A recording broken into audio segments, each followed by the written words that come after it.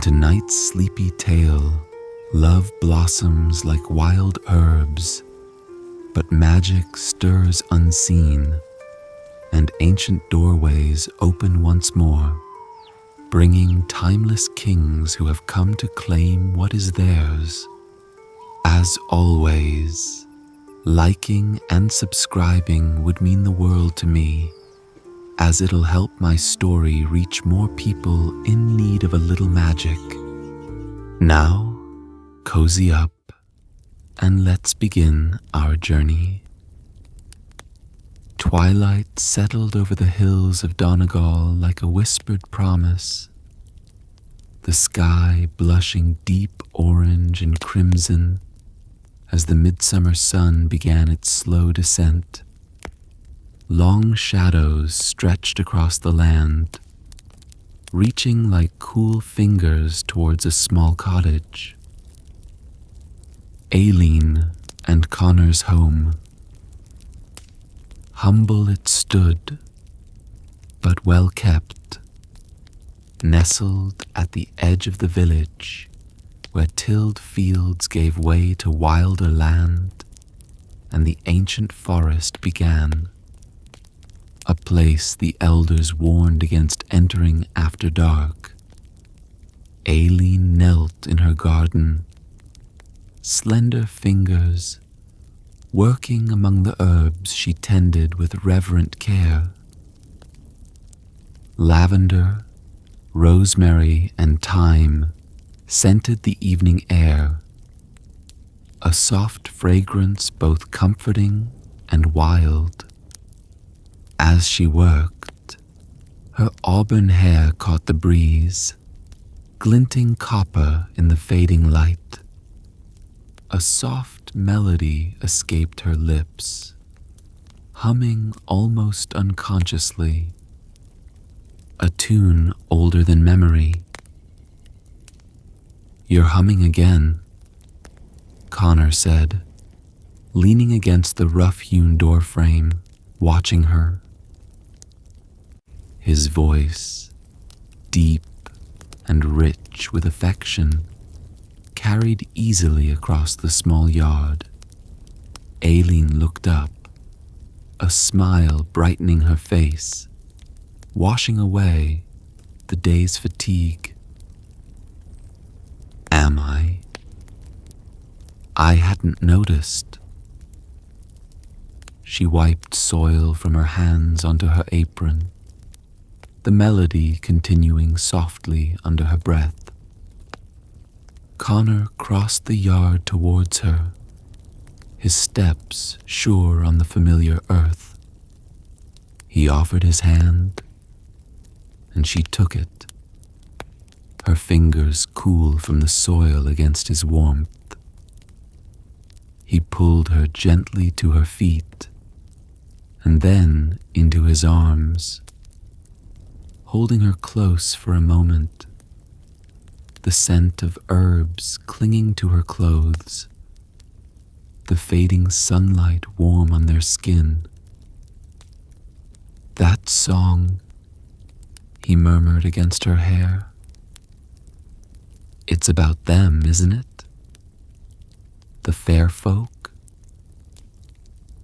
"The Tuatha De Dannan," she corrected softly, her green eyes sparkling with mischief and something deeper.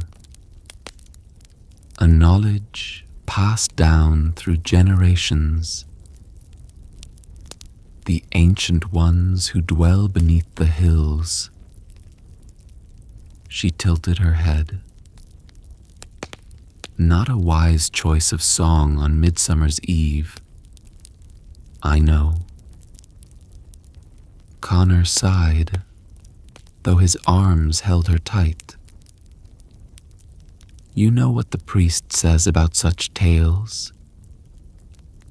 Warnings of pagan ways, of dangers best left undisturbed. And you know what my grandmother said." Aileen touched his cheek, her hand cool against his sun-warmed skin. "That the old ways and the new can walk side by side, like two rivers flowing to the same sea. Her grandmother had seen much, understood the deep magic of the land. From the village below, sounds drifted up, preparations for the night's festival. Laughter, bright and clear, the rhythmic pounding of drums, a heartbeat for the community. Fiddles being tuned, sharp notes cutting the air. Anticipation hung thick as the coming dusk.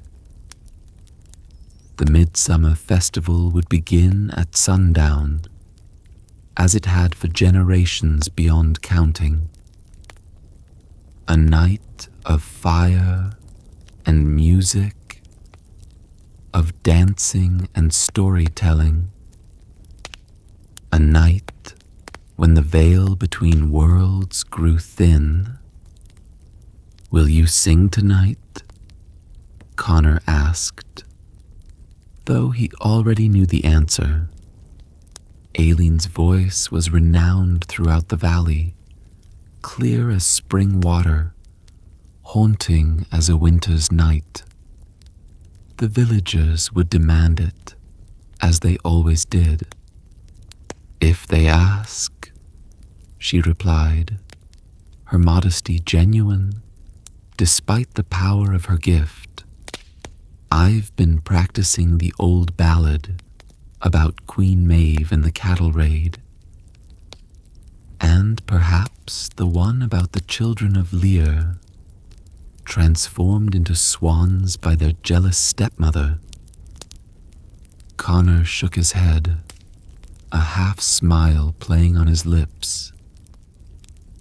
Such sorrowful tales for a night of celebration. "All the best stories hold both joy and sorrow," Aileen said, turning back to gather the herbs she'd cut. "Like life itself." As she bent to her task, she began to sing again, not just humming now, but singing in earnest. Her voice lifted into the gloaming, clear and pure. It was an ancient melody, one that told of King Finnbhear, ruler of the Tuatha De Dannan, who fell in love with a mortal woman and spirited her away beneath the hollow hills, to a land where time flowed differently and mortal sorrows were forgotten. The wind shifted as she sang, a sudden cool breath against their skin. It carried her voice further than seemed natural, deeper into the darkening woods. Among the ancient oaks, something stirred. A presence, attentive, curious, ancient beyond measure. Aileen paused in her song, a slight shiver tracing her spine. "Some say they still walk among us," she murmured. "The fair folk. Grandmother told me they're drawn to music and beauty, to moments of pure joy, and to the unwary," Conor added, a shadow of concern crossing his face. He glanced toward the darkening woods. The trees seemed to lean closer, listening. "Come inside, love. The dew is falling, and the festival begins soon. Aileen gathered her herbs quickly, placing them carefully in her basket. The strange feeling lingered, a sense of being watched, not by human eyes. Inside their cottage, a fire crackled in the hearth, casting dancing shadows on whitewashed walls. Conor watched as Aileen changed her dress, slipping into her festival attire. A simple garment of deep green that brought out the color of her eyes and the fire in her hair. Around her neck, she fastened a silver pendant, a spiral design, ancient as the land itself. "It's my mother's," she explained, catching his gaze. "And her mother's before her." "For protection," Grandmother said. "Protection from what?" Conor asked softly. Aileen's smile held secrets learned from whispers and old wives' tales. From attention one might not wish to invite. Later, they walked hand in hand along the path toward the village green. The first stars appeared overhead, sharp diamond points in the deepening blue. Bonfires blazed against the night, sending sparks spiraling towards the heavens. The air thrummed with music and laughter, the heartbeat of the festival growing stronger. "Aileen," voices called as they approached the firelight. "Will you sing for us tonight?" She squeezed Conor's hand, her eyes reflecting the dancing flames. "After the dancing," she promised, her voice warm and full of life. Neither of them noticed the tall figure watching from the shadow of the great oak at the edge of the green. A figure whose eyes reflected the starlight too perfectly, whose stillness was too complete to be human. King Finnbhear of the Tuatha De Dannan had heard Aileen's song, carried to him on the midsummer breeze. He had heard, and he had come. The twilight had deepened further, to a violet hush, that magical time between day and night. Aileen stepped out from the cottage again, her basket hanging in the crook of her arm. The festival could wait just a moment longer. She needed one more thing: the night-blooming herbs, the ones that grew only at the edge of their property, where tilled earth surrendered to wild meadow. "I'll be but a moment," she called back to Conor, who stood framed in the doorway, his silhouette haloed by the hearth fire behind him, a comforting, solid presence. "Mind the dark," he cautioned, the familiar worry in his voice warmed by deep affection. "The veil thins on Midsummer's eve." Aileen smiled at his concern, his steadfast human love. "The herbs are strongest when gathered at dusk," she reminded him, a wisdom rooted in the earth itself, passed down from her grandmother. My grandmother taught me that much. She made her way across the yard, humming softly as she walked. The melody came unbidden to her lips.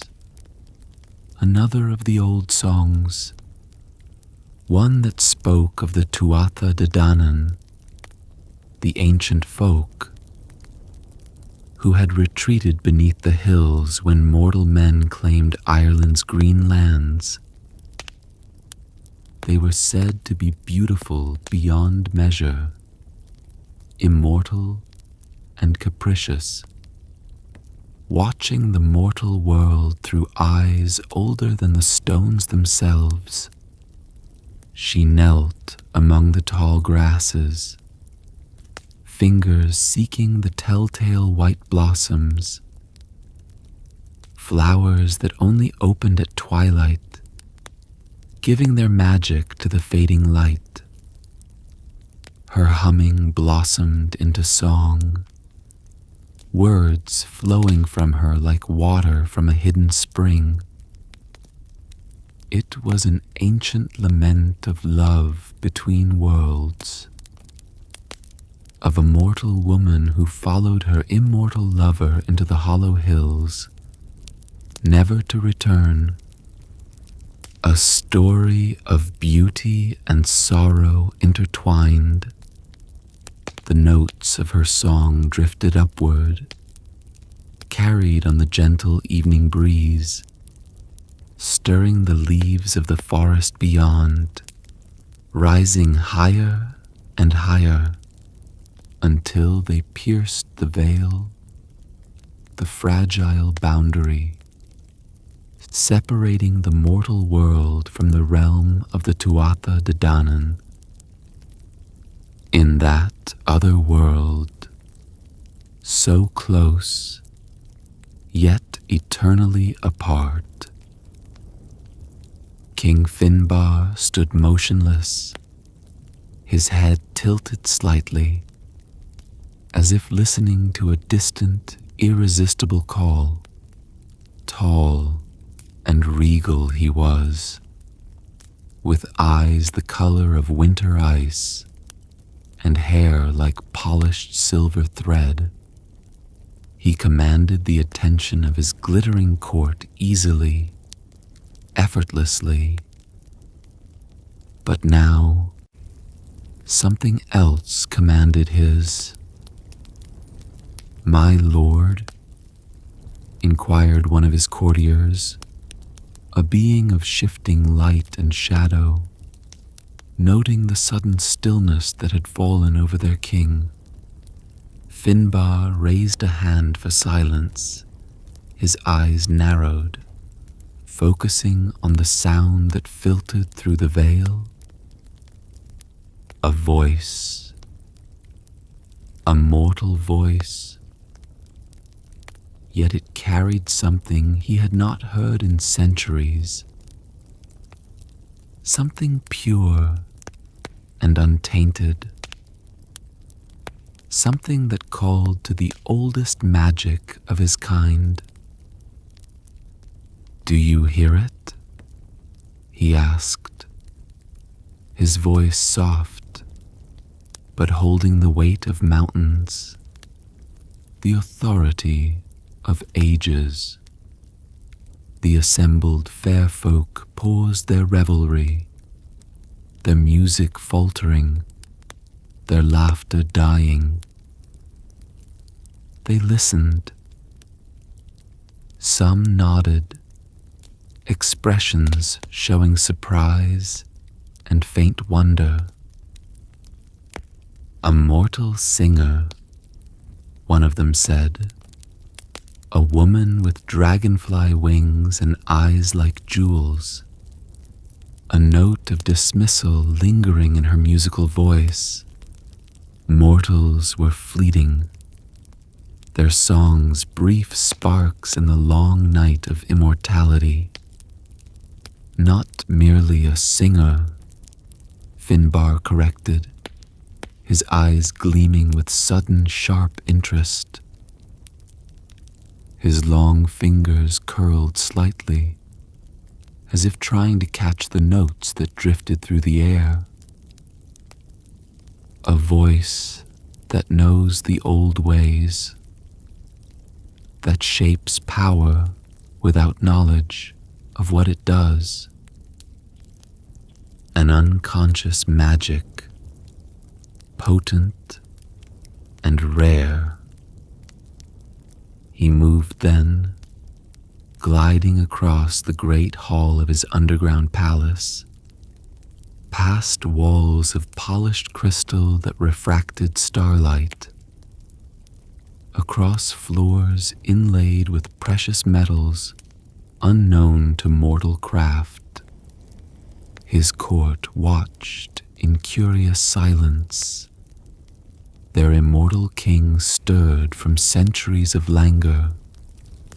He approached a tall mirror, its surface swirling like quicksilver. It reflected not the room, but a twilit meadow in another world, where a woman with copper hair knelt among night-blooming flowers, singing. Aileen sang on, unaware of the eyes that watched her from another realm. She gathered the herbs she needed, placing them carefully in her basket, the song still flowing from her lips as naturally as breathing.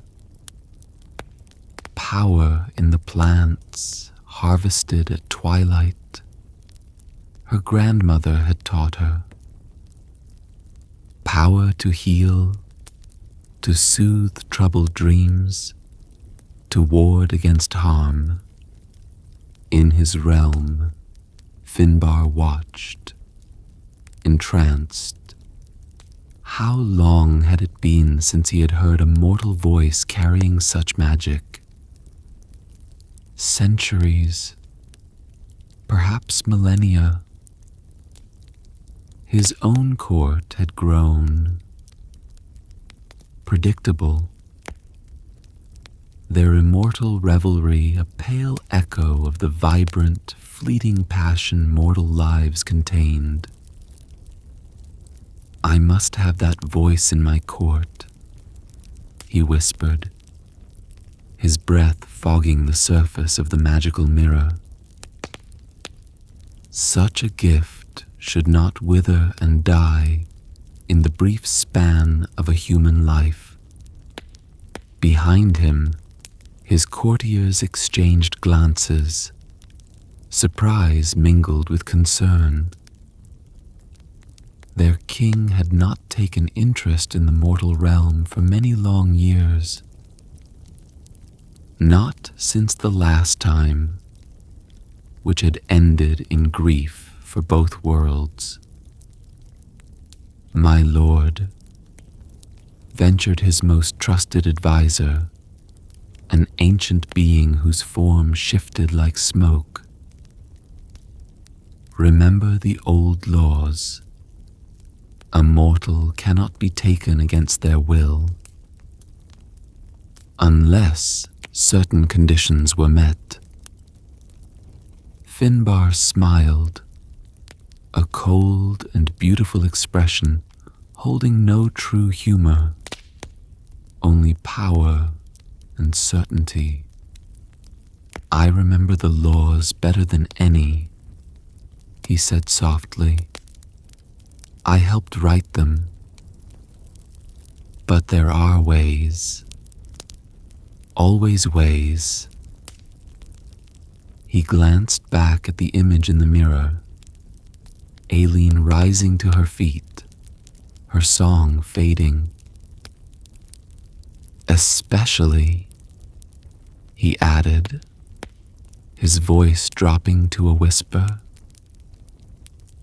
when the mortal calls to us themselves, even unknowingly. In the gathering darkness of the mortal world, Aileen finished her song and rose to her feet, basket heavy with herbs. For a moment she paused, a strange shiver running down her spine. Despite the warmth of the summer evening, she glanced toward the forest edge, feeling oddly as if someone had called her name, though she had heard nothing but the evening breeze sighing through the leaves and the distant drums from the village. Aileen. Conor's voice broke the spell, warm and real, wonderfully human. The villagers are gathering. Will you come? She turned away from the forest, smiling as she saw him waiting for her. Solid, true, her anchor. Coming, she called back. She hurried toward the cottage, toward the light and warmth with her basket of herbs. She was unaware that in crossing the meadow, singing her ancient song, she had crossed something else entirely, a threshold of attention from which there would be no easy return. In his realm, King Finnbhear watched her go, a slow, satisfied smile playing on his ageless lips. The mirror swirled back to reflect his own glittering hall. Soon, he promised the empty air, or perhaps himself. Soon your song will grace my halls, mortal one. And what a song it shall be. The twilight deepened completely into night. Conor waited in the doorway, the sounds of the festival growing louder now, drawing them towards the celebration. But Aileen hadn't returned. He glanced up from the bit of leather he'd been mending, suddenly aware of the silence within the cottage. A hollow feeling without her presence, without the soft humming that usually accompanied her movements. Aileen? He called, his voice swallowed by the empty room. No answer came. Only the crackle of the hearth fire beginning to die down, and the distant bleating of sheep from the pasture beyond. How long had it been since she'd stepped out for those last herbs? The twilight had surrendered fully to night.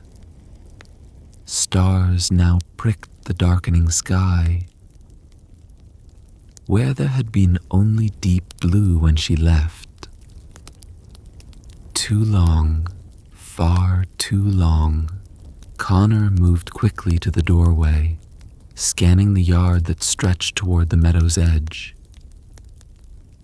The darkness seemed thicker there, more absolute. Aileen, he called again, louder this time, his voice carrying across the open space. The night air seemed to catch his words, muffling them. A strange stillness hung over everything, as if the world itself was holding its breath, waiting. Conor felt a tightness in his chest, a cold knot of dread forming in his stomach. This wasn't right. He grabbed a lantern from beside the door, lit the wick with trembling hands. The flame sputtered, then caught, casting a small circle of warm light.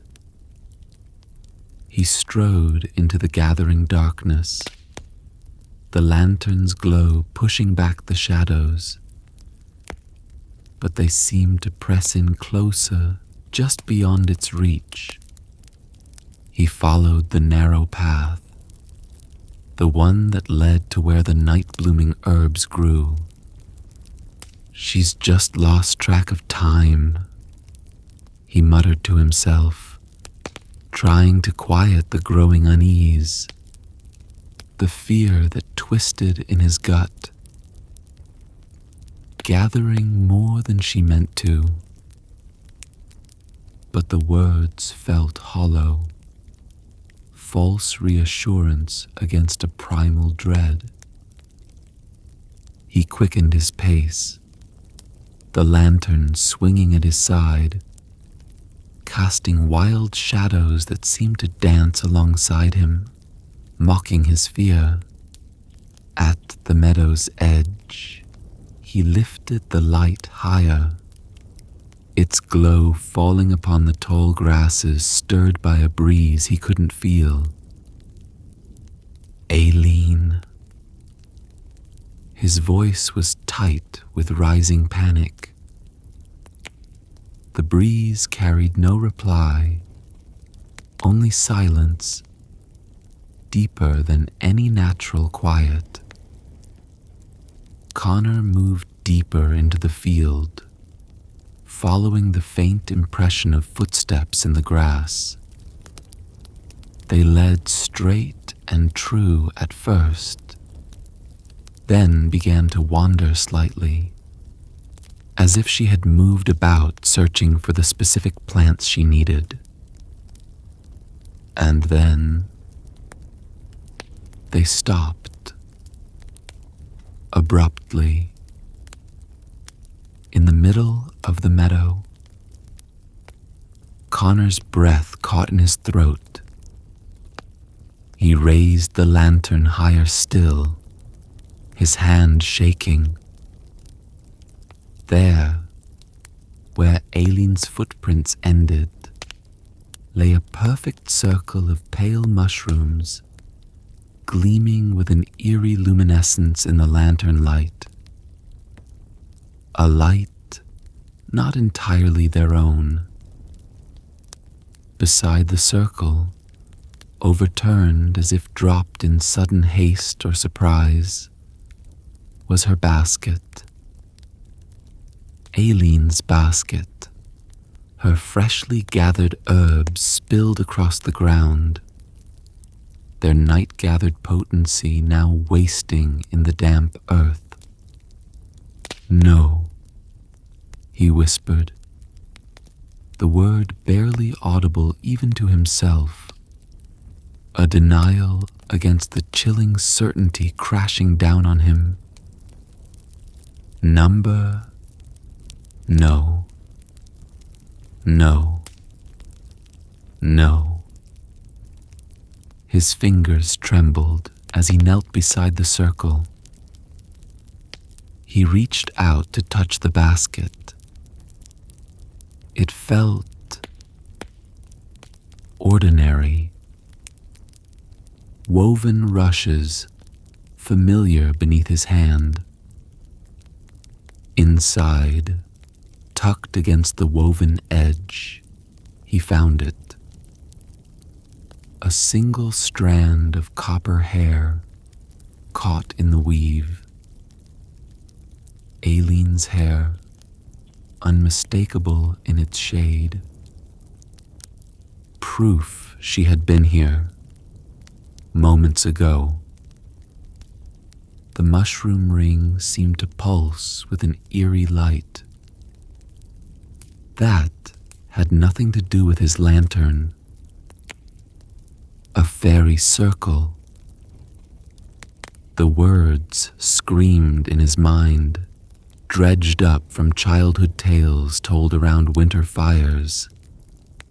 Tales meant to frighten children into obedience. Tales he had never truly believed. Until now. "Aileen!" he screamed into the darkness, dropping the lantern in his desperation. The flame flickered and died, plunging him into near blackness. He scrambled around the circle, searching frantically for any sign, any clue where she might have gone. But there was nothing. No footprints leading away. No broken stems in the surrounding grass. Nothing to indicate she had walked, or run, or been dragged from this spot. It was as if the earth itself, or something else entirely, had simply swallowed her whole, leaving behind only a basket, a strand of hair, and a terrifying silent circle of pale mushrooms, glowing faintly under the indifferent stars of Midsummer's Eve. The darkness held Conor captive long after the lantern flame died. He knelt beside the pulsing fairy circle, the damp earth soaking into his trousers, the scent of spilled herbs sharp in the cool night air. He called Aileen's name again and again, his voice cracking, raw with desperation, until it was little more than a ragged whisper swallowed by the indifferent silence of the meadow. He searched the ground on hands and knees, feeling for any sign, any disturbance beyond the unnatural perfection of the mushroom ring, but found nothing. The world offered no clue, only the chilling certainty that she was gone, taken somewhere beyond his reach, beyond comprehension. Dawn found him stumbling back towards the village, a hollow shell of the man who had walked out with Aileen just hours before. His eyes were sunken, rimmed with exhaustion and unshed tears, his clothes damp with dew and stained with earth. The rising sun, painting the sky in gentle pastels, seemed a cruel mockery after the terror of the night. The first villager to see him, Old Man Hemlock driving his sheep to pasture, gasped and crossed himself. "Conor, lad? What's happened? You look as though you've seen a ghost." Word spread quickly. Doors opened, faces appeared, drawn by Conor's haunted appearance, and the raw grief radiating from him. They gathered around him on the village green, their morning chores forgotten, a mixture of fear and morbid curiosity in their eyes. His desperate tale poured out. Aileen gone, the song cut short, the meadow, the impossible circle of mushrooms where her footprints simply ended. "A fairy circle, you say?"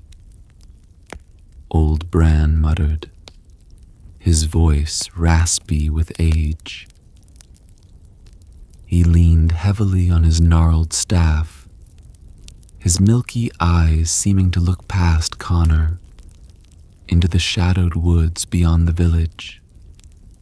He crossed himself slowly, a gesture echoed by many in the hushed crowd.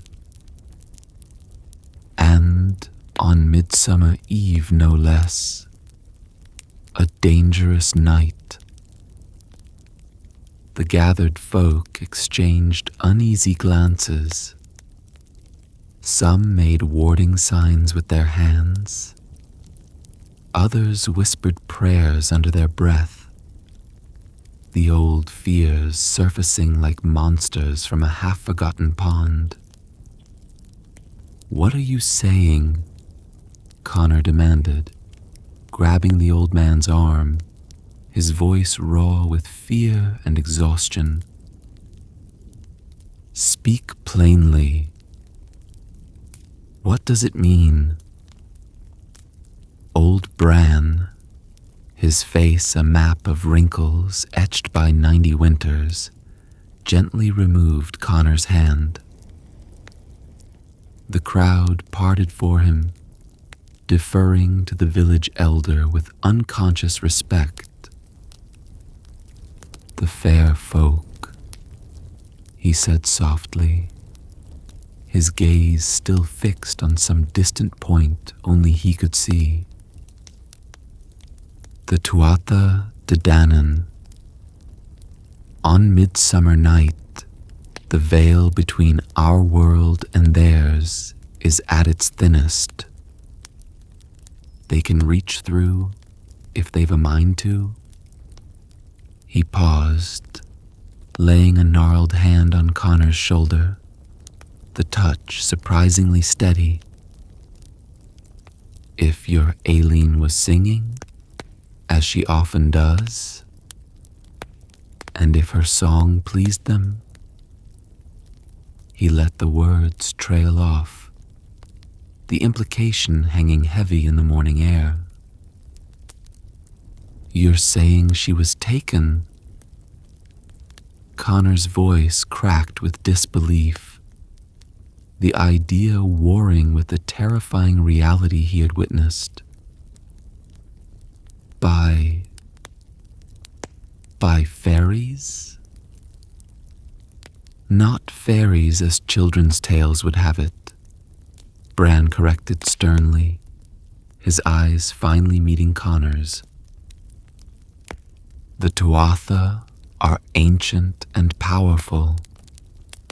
They were lords of this land before our ancestors ever set foot here, and they remain in the hidden places, beneath the hills, beyond our sight. They're as real as the ground beneath your feet, boy, and far more dangerous than any mortal foe you might face." A cold certainty settled over Conor, pushing past the grief and exhaustion.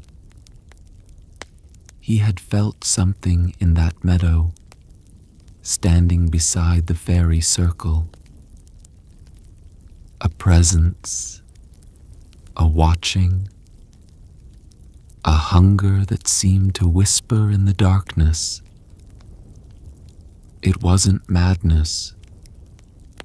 It was real. "How do I get her back?" he asked, his voice suddenly steady with resolve, cutting through the villagers' fearful murmurs. The crowd stirred uneasily at his words, shocked by his audacity. To challenge the fair folk was unthinkable. But old Bran held his gaze, seeing the unwavering love and determination burning there. "That, my boy," the elder said gravely, "is the question that has haunted men since the first of us dared to love. What the Otherworld desired." He sighed, shaking his head slowly. "There is one who might know more. But seeking him is a peril in itself." "Who?" Conor pressed. "Oren the hermit," Bran said, his voice dropping low. "He lives alone at the edge of the deep woods, beyond the Blackwater stream. They say he lost his sight years ago, but gained other ways of seeing. He walks between worlds, they whisper. Bran's expression grew troubled. Be warned, Conor. What Oren knows comes at a price, and not always one paid in coin. His counsel can be as dangerous as the path he might reveal. Desperation outweighed caution. Aileen was worth any price, any danger. Thanking Bran, Conor turned away from the fearful faces of the village. His mind set. He would find this Oran. He would find a way. The rain had begun to fall by midday, a chill, persistent drizzle. That soaked through Conor's woolen cloak within the hour. 3 days he had waited since Midsummer's Eve, returning each night to the silent fairy circle, hoping, praying for a sign, but finding only mocking silence. Now, driven by dwindling hope and Bran's words, he journeyed towards the deep woods, pushing through tangled undergrowth that clawed at his clothes. Oren's cottage appeared through the curtain of rain like a hunched creature, small and weathered, almost merging with the forest floor. Smoke curled weakly from its moss-covered chimney, the only sign of life. As Conor drew closer, he noticed the strange symbols carved into the doorframe and the rough wooden shutters, spirals and knots that seemed to shift and writhe when viewed too long. From every beam and lintel hung talismans of cold iron, some shaped like small twisted daggers, others like bells that remained eerily silent despite the wind. They seemed to hum with a low energy, pushing back against the encroaching forest. And perhaps against other, unseen things. Conor's hand hovered at the door, hesitating. The place felt ancient, watched. Before he could knock, a voice rasped from within, dry as autumn leaves skittering across stone. Enter or leave, but close the door behind you. The rain brings unwelcome visitors. Taking a deep breath, Conor pushed the heavy door open and stepped inside, quickly pulling it shut against the damp chill. The interior was dim, illuminated only by the low fire burning in a stone hearth, and what little gray daylight filtered through the symbols carved into the wooden shutters. The air hung heavy with the scent of drying herbs, sage, mugwort, rowan, and something sharper, metallic, like cold iron filings. In the corner, seated on a low three-legged stool, was Oren. His hair and beard were white as milkweed floss. his skin like old parchment stretched thin over sharp bones. The eyes that turned toward Conor were clouded, the irises pale and opaque as a winter sky. Yet they seemed to fix on him with unnerving accuracy. 3 days you've searched the meadow, the old man said, his voice unchanged from the rasp that had called him in. 3 nights you've kept vigil by the circle, and now, finally, you come to me. Conor stiffened, chills running down his spine despite the fire's meager warmth. How did you... The fair folk took your wife, Oren interrupted, his fingers working deftly at something in his lap. A length of dark iron wire that he was twisting into complex knotwork shapes with surprising strength. I heard them celebrating their prize, faintly, on the wind that night. Their voices carry far to those who know how to listen. Hope surged through Conor, raw and desperate. Then you can help me find her, he said, stepping closer, water dripping from his cloak onto the packed earth floor. Tell me how to reach her. Tell me what I must do. Oren's blind eyes seemed to look through him, assessing his resolve, his worthiness. The king of the Tuatha De Dannan has claimed her, he stated flatly. Finnbhear of the White Mountain, ruler of the shining host. He heard her singing on the wind and desired her voice to grace his halls beneath the hollow hills. I don't care who has her. Conor's voice cracked with emotion. I want her back. And you think yourself equal to challenging the Otherworld? The old man's laugh was dry, brittle, holding no humor. A mortal man, armed only with grief? Many have tried before you. The lucky ones died quickly. The others...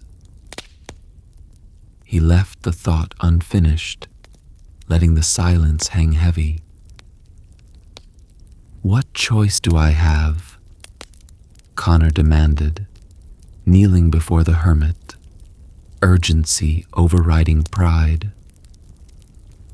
I cannot leave her there. I will not. Oren set aside his ironwork and rose stiffly, joints cracking softly in the quiet room.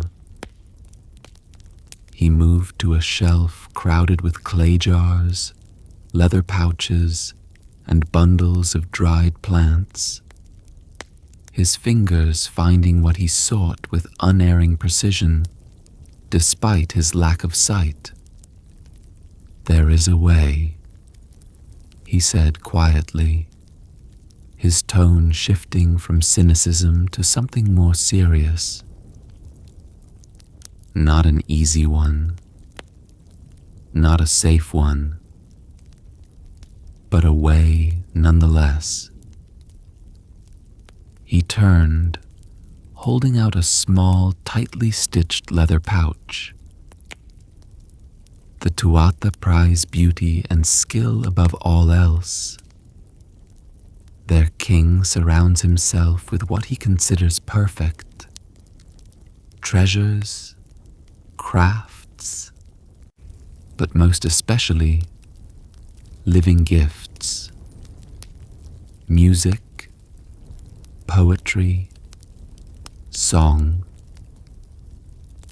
He paused, his clouded eyes seeming to bore into Conor. You must challenge Finnbhear's claim, not with force, that is folly, but with wit, courage, and a love that resonates even in that timeless realm. Conor took the pouch, its contents shifting with a soft metallic sound. What is this? Iron dust and dried rowan berries, Oren explained. Protection against their glamour, their illusions. Cold iron burns them, disrupts their magic. Rowan wards off enchantment.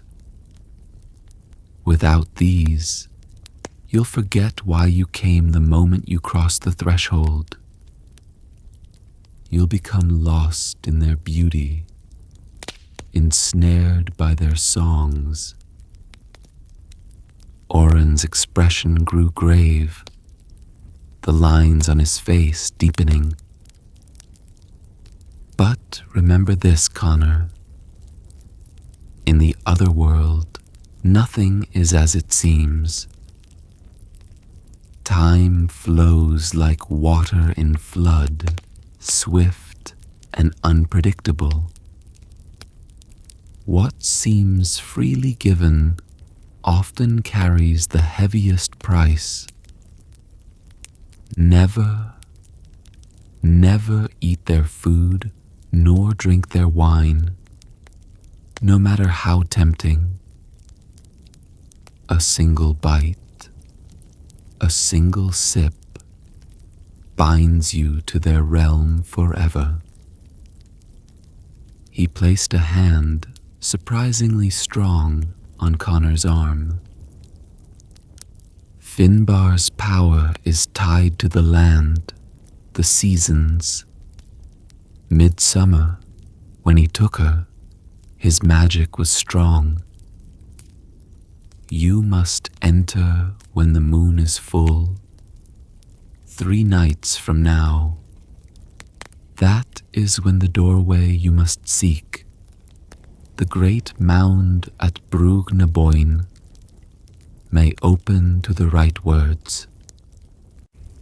Oren leaned closer, whispering an incantation in the old tongue, sounds that slid around the edges of Conor's understanding, ancient and resonant with power. Learn this. Speak it with conviction at the entrance stone when the moon is highest. He then pressed a small, intricately worked cage of twisted iron wire into Conor's hand. The piece he had been working on. If she has tasted their food, even once, she cannot leave freely. This cage, it may hold her voice, her essence, just long enough to cross back. A substitute of sorts. Release it only when you are both safe on this side. Conor clutched the tools Oren had given him. The pouch, the cage, the memorized words. Anchors in a sea of impossibility. Is there anything else? About Finnbhear? About their world? Oren nodded slowly. He is proud, yes. Vain, a collector, but not without a strange honor. The Tuatha respect courage, cleverness, and strong emotions, even from mortals they deem lesser beings. Approach him as a supplicant, he will dismiss you. Challenge him, meet his games, and you may gain his ear. The old man hesitated, then continued, "And know this, there is strife brewing in their realm. Whispers of war with the unseelie court. A mortal singer, especially one whose voice carries unconscious power. She would be seen as a valuable asset now, her songs capable of stirring hearts, inspiring warriors." Oren patted Conor's shoulder. "Go now. Prepare yourself. 3 nights until the full moon. Gather your courage. Keep the iron close. And hold on to your love for her. Let it be your compass in that bewildering land. Without all 3, you are already lost." Conor left the hermit's hut, stepping back out into the grey drizzle. The path ahead was perilous, shrouded in magic and legend.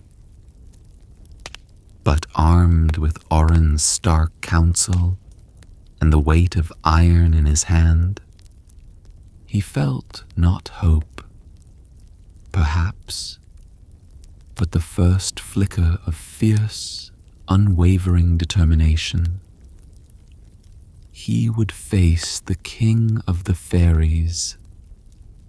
He would bring Aileen home 3 nights later. The full moon hung like a polished silver coin in the velvet black sky, bathing the ancient mound of Brug na Boyne in an ethereal, ghostly light. Conor approached with measured steps, the weight of his quest settling heavily upon him. His heart hammered against his ribs, a frantic drumbeat against the profound silence of the place. His clothes, turned inside out as Oren had instructed, felt awkward and rough against his skin, the seams chafing, a constant physical reminder of the unnatural path he trod. The iron knife swung cold at his belt, nestled beside the small pouch, containing Oren's mixture of salt and rowan berries. The iron filing amulet Oren had strung pressed heavier than it looked against his throat. A tangible anchor in a world poised to dissolve into dream.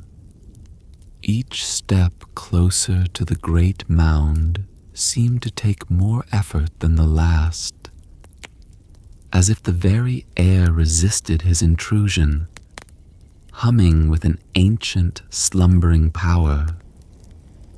"You cannot have her," Conor whispered to the night, the words a vow spoken into the vastness. "I've come to bring Aileen home."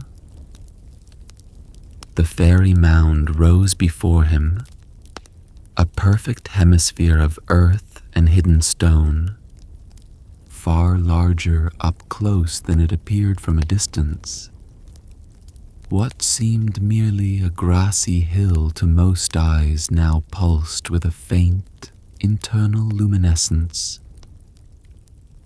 Under the moon's direct gaze, he could feel it, a presence, ancient, watchful, and utterly alien.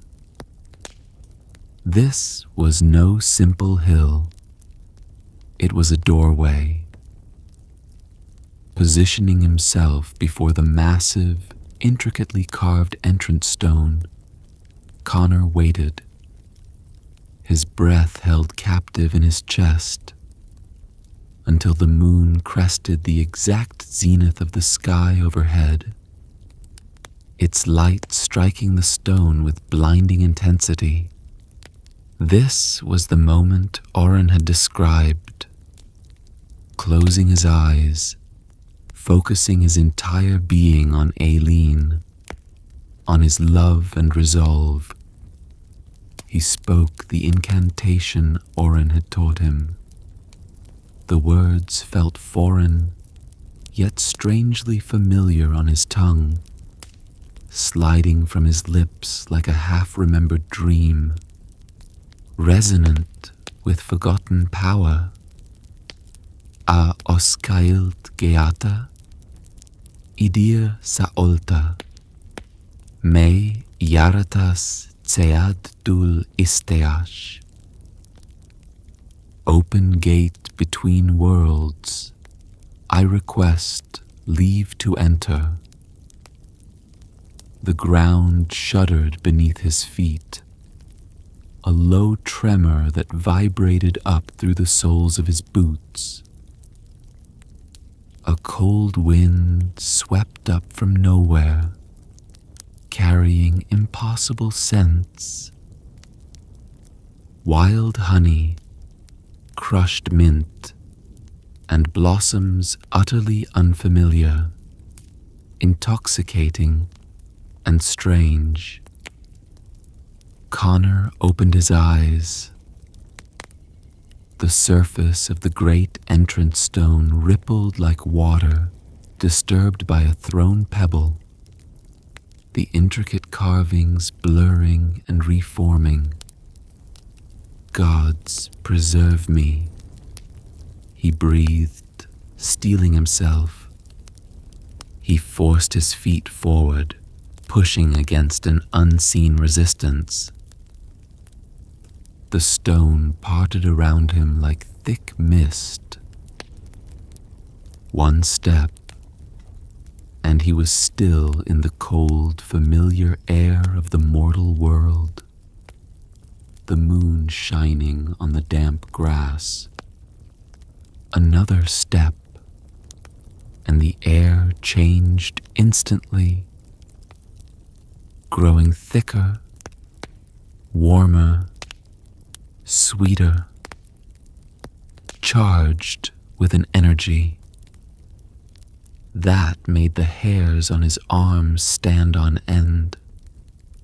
The third step plunged him into darkness so complete, so absolute, it felt like drowning in starless ink. Then, light, blinding, beautiful, and utterly unlike any light he had ever known. Conor found himself standing at the base of a colossal staircase. That spiraled upward through an impossibly vast cavern. The steps seemed carved from pure crystal, catching and refracting the light that emanated from the very walls themselves.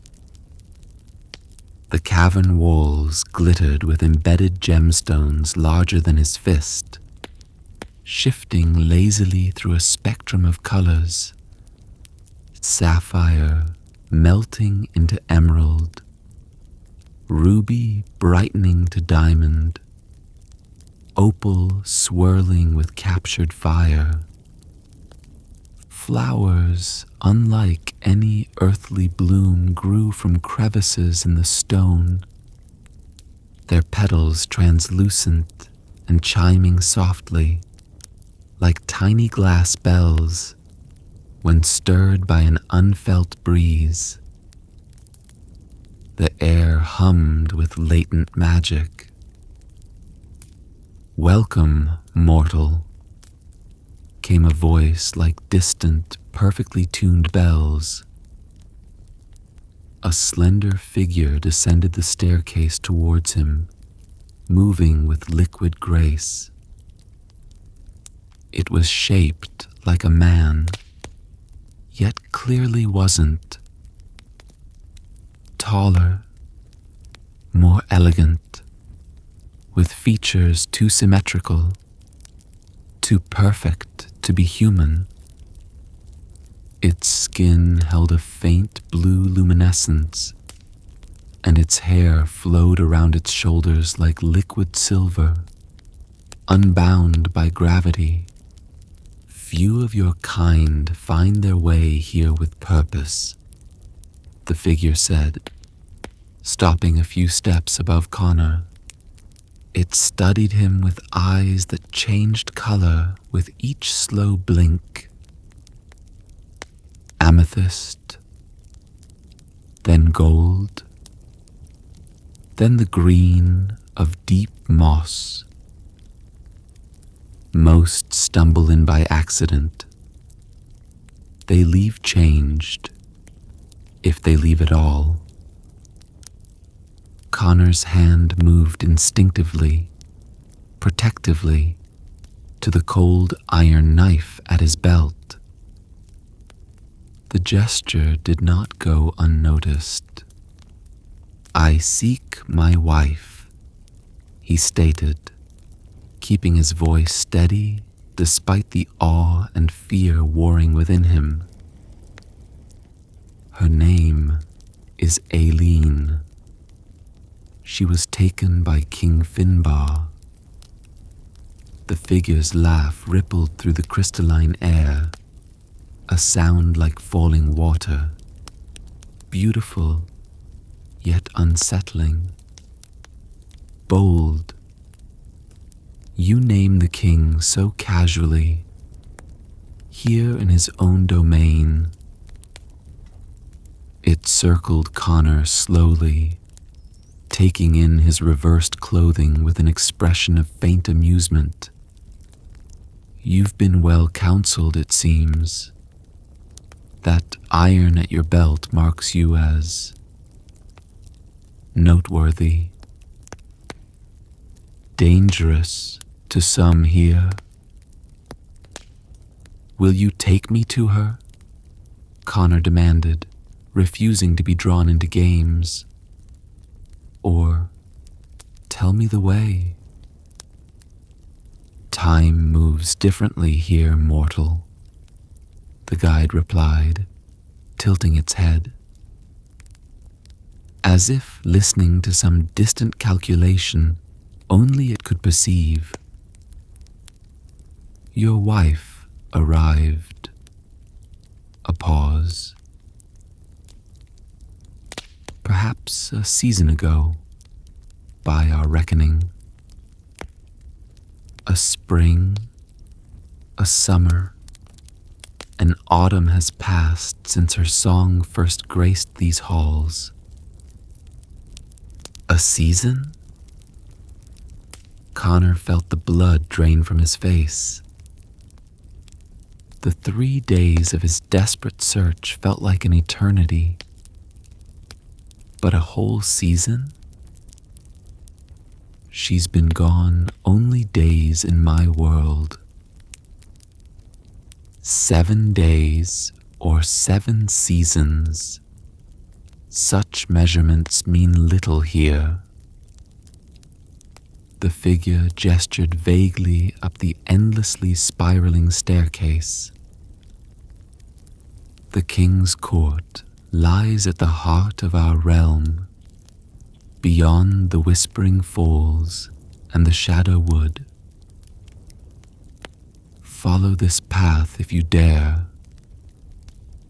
Its smile sharpened slightly.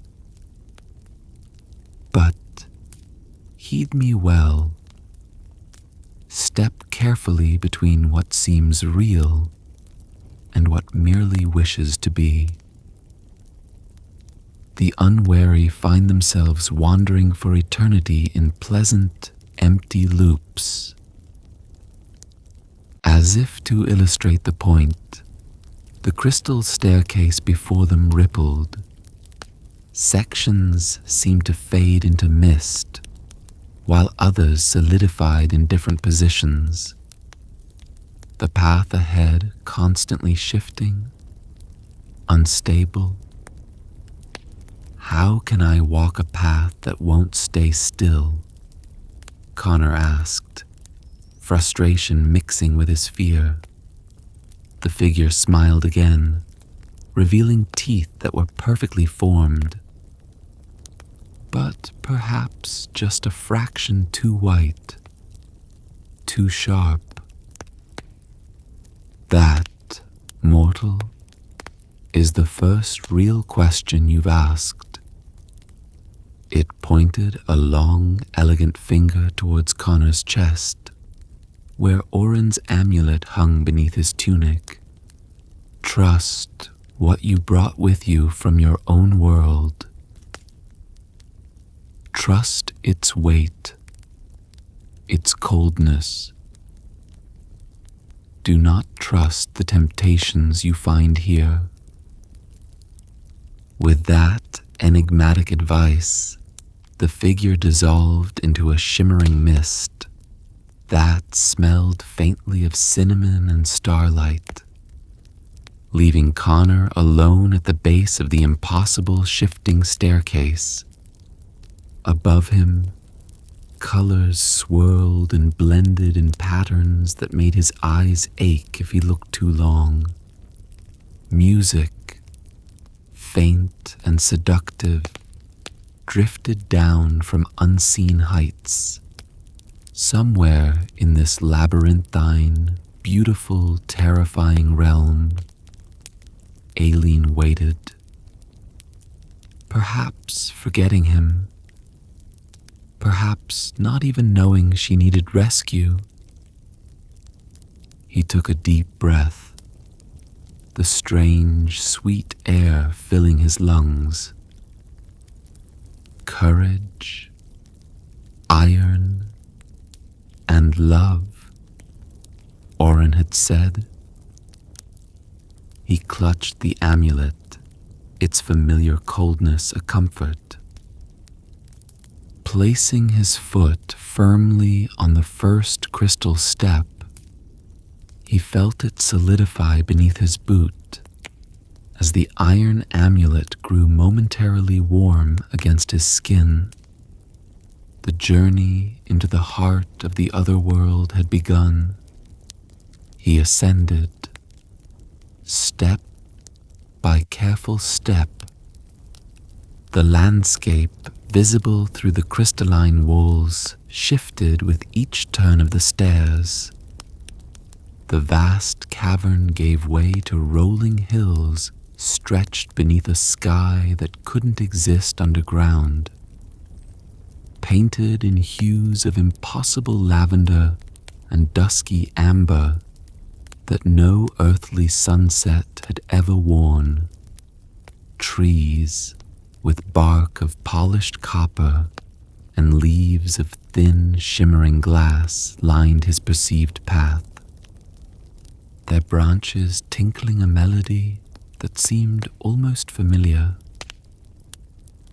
A half-remembered lullaby that Aileen sometimes hummed while working in their garden. The air grew thick with enchantment, a constant, gentle pressure against his mind, urging him to rest, to drink in the beauty, to forget the harshness of the world he'd left behind. You look weary, traveler, came a voice, like honey poured over smooth stone. Beneath one of the glass-leafed trees sat a woman of breathtaking beauty. Her skin was the rich color of freshly turned earth. Her hair flowed like dark water around her shoulders, and her eyes held the warm glow of hearth embers. She extended a delicate hand, holding a goblet carved from a single massive ruby, filled with a sparkling golden liquid that smelled sweeter than any earthly wine. "Drink," she urged, her voice weaving a spell of comfort and ease. "Rest a while with me. Forget your troubles." Conor's throat burned with sudden, agonizing thirst. His limbs felt heavy, the climb endless. The ruby goblet glowed invitingly. But as he hesitated, the iron knife at his belt grew warm against his hip, a silent warning. He remembered Oren's stark command: never eat their food, nor drink their wine. "I thank you for your kindness, lady," he said, forcing the words past his dry lips, keeping his distance. "But my journey is urgent.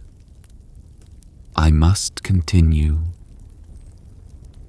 The woman's smile faltered, and her eyes flashed with cold fire. "You carry iron," she hissed, her beauty melting away like frost under strong sunlight, leaving behind something gaunt and predatory. A wise precaution, perhaps, but discourteous. She vanished in a swirl of dry leaves and mocking laughter, leaving only the echo of her voice and the lingering, tempting scent of the wine. Shaken but resolute, Conor pressed onward. The path before him split and rejoined like the strands of a complex braid.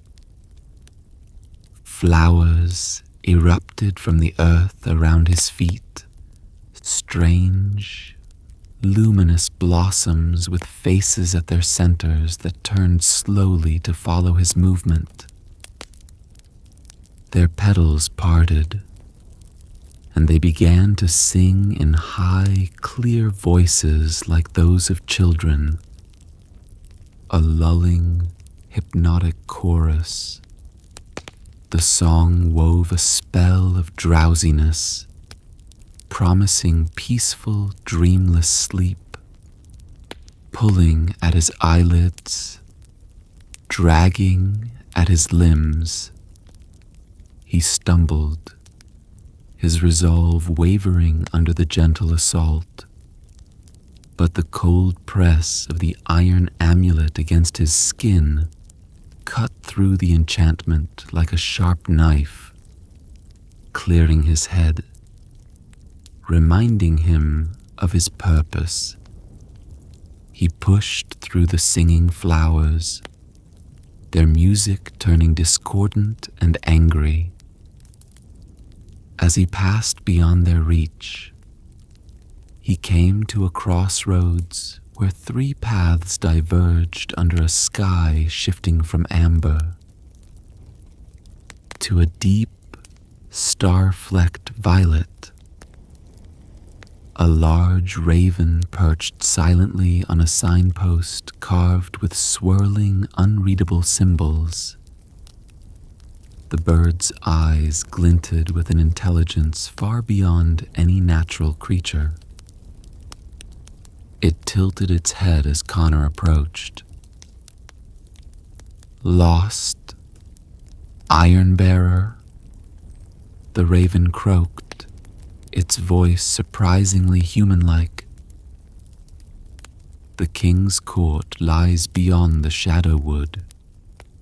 It indicated one path, shrouded in unnerving darkness. "But perhaps you'd prefer the gentle slopes of the dreaming fields."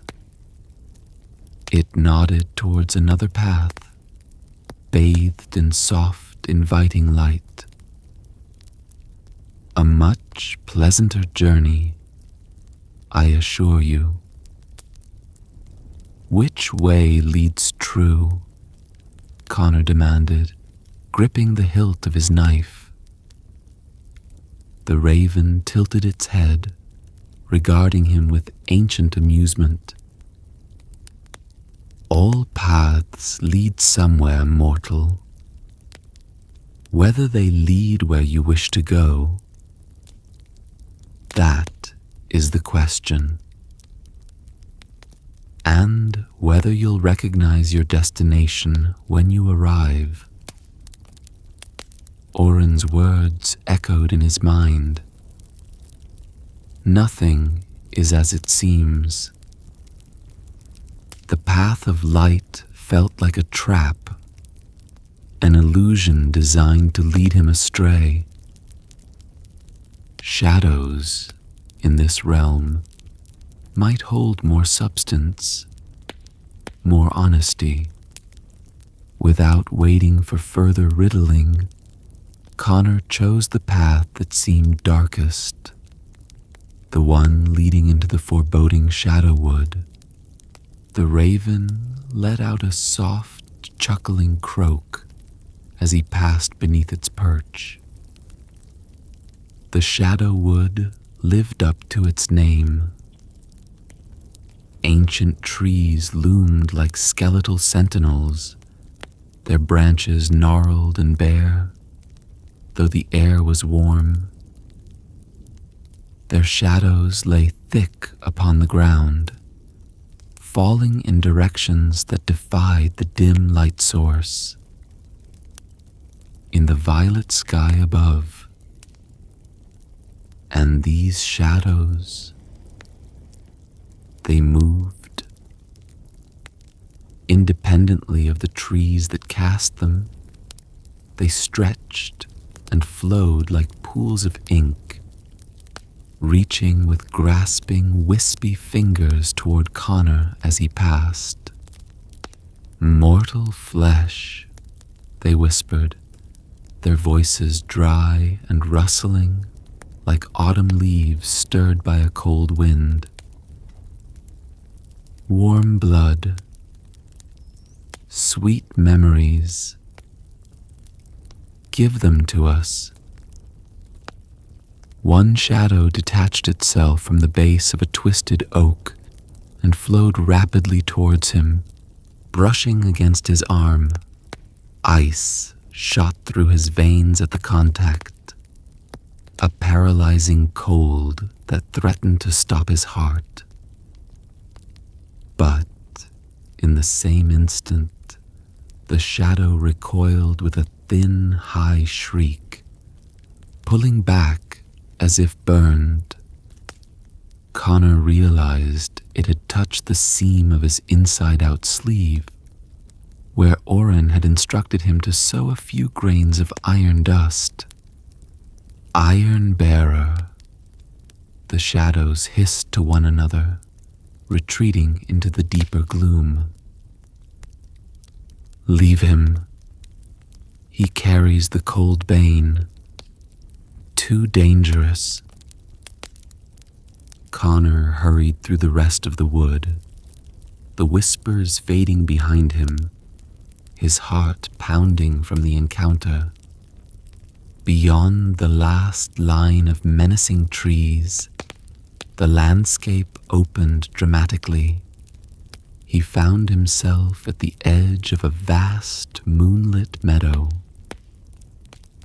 And in the meadow, impossibly tall beings danced in slow, elegant circles. Their limbs were thin as reeds, their movements fluid and mesmerizing, their faces masks of serene, unearthly beauty, devoid of discernible emotion. They moved with a grace that was both captivating and deeply unsettling. In the center of their vast, circling dance stood a raised dais of luminous white stone. Upon it rested a throne that seemed carved from a single massive emerald, glowing with a soft internal light. The fairies, for these surely were the high court of the Sida, paused in their dance, turning as one, hundreds of pairs of ancient, unreadable eyes, fixing upon the intruder at the edge of their revel. "A mortal approaches," announced one, slightly taller than the rest, whose head was crowned with a complex set of branching antlers woven with living ivy. His voice was like the chime of ice against crystal. "He carries iron," whispered another, her voice like wind sighing through silken banners. Her form seemed to shift slightly, her edges blurring into the moonlight. "He seeks the king's new prize," said a third, his eyes like chips of obsidian. "The singer." Conor's heart leaped. He was close. "Aileen?" he called out, stepping forward into the meadow, onto the strange, springy turf. "You know of her? Where is she?" The antlered fairy glided towards him, moving with the effortless grace of a stag, but radiating the cool menace of a patient predator. "The king's prize is no longer who she was when she arrived, mortal. 7 of your days have passed, but here she has danced through a full turning of seasons. She learns our ways.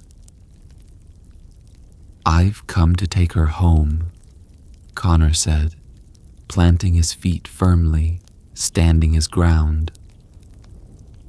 Though every instinct screamed at him to flee from these beautiful, terrible creatures, his hand rested on the reassuring weight of his iron knife. "Have you indeed?" The antlered fairy's laugh was like the sharp cracking of ice on a frozen lake. Cold, brittle, and dangerous. A bold claim. "And what would one such as you offer our king in exchange for such a treasure?" "Nothing," Conor replied, meeting the fairy's gaze directly. His voice rang clear across the silent meadow. "She was taken unjustly. I demand her return." A ripple of something, surprise, perhaps even a flicker of grudging respect, passed through the assembled fairy host. Demands were rare in their realm, especially from mortals. The antlered one stepped back, a flicker of curiosity in his ancient eyes replacing the cold amusement. He gestured toward the center of the meadow. Suddenly, a path of smooth, pale moonstones appeared, cutting through the dancers, leading directly towards the distant, glittering palace spires that rose against the impossible violet sky. The stones hummed faintly beneath Conor's feet as he stepped onto the path. resonating with the iron he carried like opposing notes in a dissonant chord. Then follow the moon path to Finnbhear's court, Iron Bearer, the antlered guardian declared, his voice echoing slightly. Present your claim to the king himself. But know this, what you seek may no longer seek you in return. Hearts change quickly here, even mortal ones. Conor set foot firmly on the moonstone path, feeling the collective gaze of the fairy host upon his back, a pressure as tangible as a physical weight. Ahead, the crystal spires of the fairy king's palace rose against the impossible sky. Beautiful, majestic, and waiting like an intricate jeweled trap. Somewhere within those glittering walls, Aileen danced, sang, perhaps even forgot. Moment by precious moment, her humanity might be slipping away. Hold fast, Conor whispered the words to himself. A prayer, a promise. He strode forward along the moonlit path. Aileen, I'm coming for you. The palace of King Finnbhear rose before Conor, like a structure woven from solidified moonlight and impossible dreams. Towers of twisted silver scraped the violet heavens, seeming to grow and reshape themselves even as he watched. Walls of luminous quartz pulsed with a soft internal light, revealing shifting patterns within the stone. Music drifted from within, not the wild piping of the meadow dancers, but something more complex, seductive, a melody that slithered through the air and wrapped around his mind, tugging him forward, urging surrender despite his hard-won caution. Remember yourself, he murmured, his hand tightening around the iron amulet at his throat. Its familiar coldness cut through the music's enchantment. Remember why you came. The great doors of the palace stood open, carved from some shimmering opalescent material that shifted between pearl and amethyst. It was an invitation that felt more like the gaping maw of a beautiful trap. No guards barred his way. No sentinels challenged his approach. Why would they? In a realm where reality itself bent to the king's will, physical barriers were almost irrelevant. Conor stepped across the threshold. The air inside shimmered, washing over him like cool water, tasting his intentions, searching for weakness, for any opening through which enchantment could take root. The iron he carried pulsed faintly, pushing back against the subtle magical assault. He found himself in a hall vaster than any cathedral built by human hands. The ceiling arched impossibly high, a canopy of living constellations, twinkling in what should have been solid stone. The floor beneath his feet flowed like liquid glass, smooth, and cool, revealing intricate gardens growing upside down in a perfect mirror world below. Plants with blossoms of pure light, tended by silent, shadowy figures.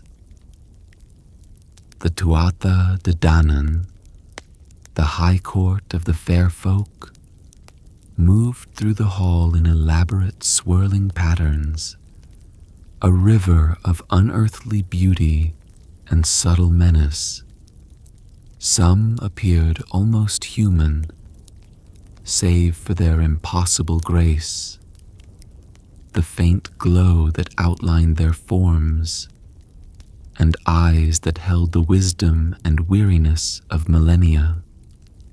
Others were as alien as creatures dredged from the deepest trenches of the sea, possessing too many limbs, skin that rippled with iridescent colors, eyes that blinked sideways or stared unblinking from unexpected places. They danced. They conversed in voices like wind chimes and breaking waves. They drank from crystal goblets filled with shimmering liquids. Conor realized with a start that they barely seemed to notice him. The revelers flowed around him as if he were merely another pillar in the vast hall, their luminous gazes sliding past without recognition or interest. Only when he deliberately stepped into the path of one, a tall being clad in woven moonlight, did the creature startle, hissing softly like disturbed air, before melting away into the glittering throng. He was beneath their notice, an insignificant mote of dust in their eternal celebration. Then he saw him, at the far end of the immense hall, upon a throne carved from a single house-sized amethyst. That pulsed with deep violet light sat King Finnbhear himself. He wore his beauty like armor, terrible and perfect. His skin was like polished alabaster, flawless and pale. His hair was the color of midnight, shot through with strands that glittered like captured starlight. His eyes, when they swept absently over the hall, held the depth and stillness of ancient forests, containing ages of knowledge and power. His crown was not of metal or jewel, but a circle of living cold flame that danced above his brow, casting no heat, only an intense light that threw his sharp, aristocratic features into dramatic relief. And beside him, on a smaller, yet still magnificent throne of pale, intricately carved moonstone, sat Aileen. Conor's heart seized in his chest, a physical blow that stole his breath. It was her, yet changed. Her familiar copper hair was now adorned with jewels that seemed to be living creatures, capturing and releasing light like imprisoned fireflies. She wore a gown that shimmered as if woven from mist and morning sunlight. Flowing around her in defiance of gravity, her skin glowed with a faint, ethereal luminescence it had never possessed in the mortal realm.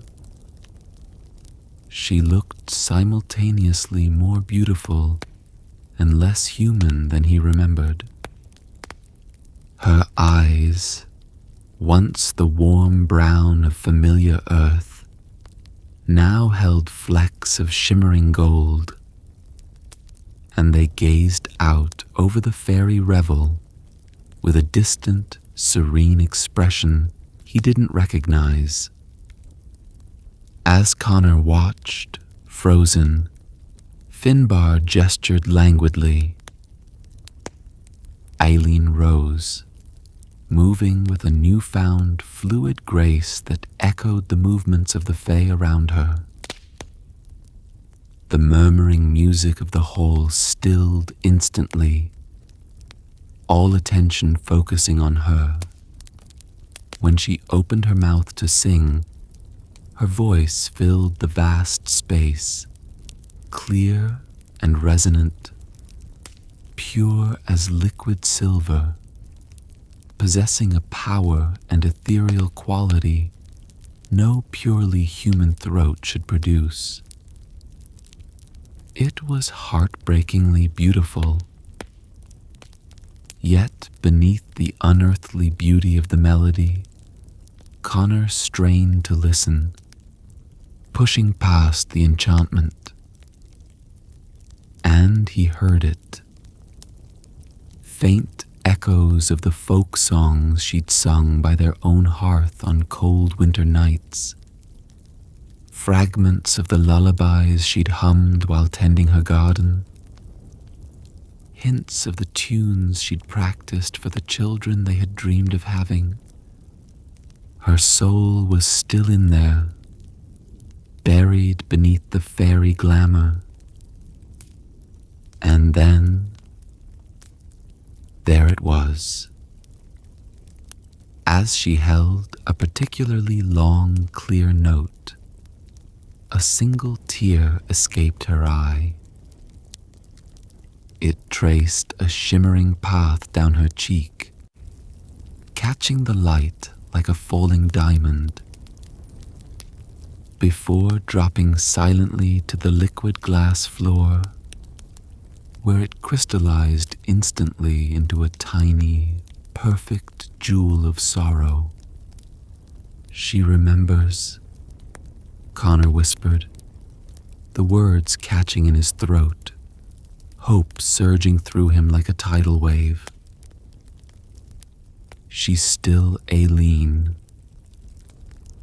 The final note of her song hung in the air, lingering impossibly long before finally fading into silence. As it did, Finnbhear's head snapped up.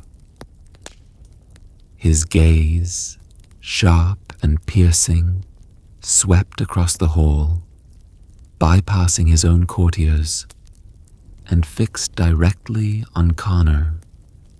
The casual indifference vanished, replaced by cold, calculating awareness. "Iron Bearer." The Fairy King's voice rolled through the hall like distant thunder, though his lips barely seemed to move. The sound vibrated in Conor's bones. "You trespass in my court." The celebration halted abruptly. The music died. The dancers froze. Hundreds of pairs of inhuman eyes turned towards Conor, who stood suddenly alone in a widening circle of empty floor, the full weight of the Otherworld's attention pressing down on him. "I come for my wife," Conor called back, forcing his voice steady. Despite the fear churning in his gut like a trapped bird, he met the king's gaze unflinchingly. "Her name is Aileen. She belongs in her own world, among her own kind." At the sound of his voice, Aileen's eyes widened, the serene mask cracking. Recognition warred with confusion on her face. Her hand flew to her mouth. Conor? Her voice was a faint whisper, yet it echoed in the sudden silence, sounding like someone trying to recall a half-forgotten dream upon waking. Finnbhear rose from his throne, his movements utterly fluid, like water taking form. He descended the amethyst steps, each footfall leaving a brief, fading shimmer on the air where he trod. He stopped before Conor, radiating an aura of ancient power that was almost physically palpable. "What is yours?" The king smiled, a chilling yet beautiful expression. "Time passes differently here, mortal. She has danced through seasons while you slept a mere handful of nights. The woman you knew is fading, becoming something else. Something more suited to my halls. Yet she weeps," Conor challenged, emboldened by the memory of her tear. "Her heart remembers her home. Her heart remembers me." Something like faint annoyance flickered across the king's perfect features, quickly suppressed. He circled Conor slowly, studying him as one might a curious, unexpectedly resilient insect. "You amuse me, mortal," Finnbhear announced, his voice resonating through the hall, addressing his court as much as Conor. "Few of your kind possess such tenacity, such foolish courage." He paused, his eyes glittering. "I am not without a sense of sport. The mortal wishes to reclaim what I have claimed. Very well. Let him earn her, if he can." He turned back to Conor, his smile as cold and sharp as midwinter ice. "3 tasks I set you, Ironbearer. 3 challenges to test your mortal wit and will against the magic of my realm. Complete them before the turning of this season ends, and your wife returns to your world, memory intact. Fail in even one." He let the threat hang, unspoken but understood. "Fail, and she remains here forever, and you shall stay as well. Though not," he added with a predatory glint in his eye, "as my guest." Conor's hand tightened on the iron knife at his belt. "Name them." Finnbhear's eyes glittered with amusement. "Not yet. Such trials require fortitude. First, you must refresh yourself. Eat and drink with us. Enjoy my hospitality." He gestured towards tables laden with impossible fruits and steaming platters that appeared suddenly from the air. Oren's warning screamed in Conor's mind. "I'll take no food nor drink from fairy hands," he replied firmly, his voice ringing with conviction. "Your hospitality is poison to my kind. Name your tasks, King of the Hollow Hills." A ripple of surprised laughter, mixed with grudging respect, passed through the assembled court. Even Finnbhear's lips quirked in what might have been a flicker of admiration for the mortal's awareness of the old rules. "As you wish," the king said smoothly, withdrawing the offer of food as quickly as it had appeared. "The terms are set. Return to the Hill of Whispers at dawn. Your first challenge awaits." Before Conor could respond, the court blurred around him. Colors streamed like paint dissolving in rain, the glittering hall melting into disorientation. When his vision cleared, he found himself standing alone on a dew-kissed hillside. Under the familiar, pale gray sky of the mortal dawn, the entrance to the fairy realm, the great mound of Brug na Boin, looked utterly solid, sealed as if it had never opened, leaving no trace of his passage. Had it all been a dream? But clutched tightly in his hand, solid and real, was a tiny, exquisite jewel, cool against his skin. A crystallized tear. Aileen's tear.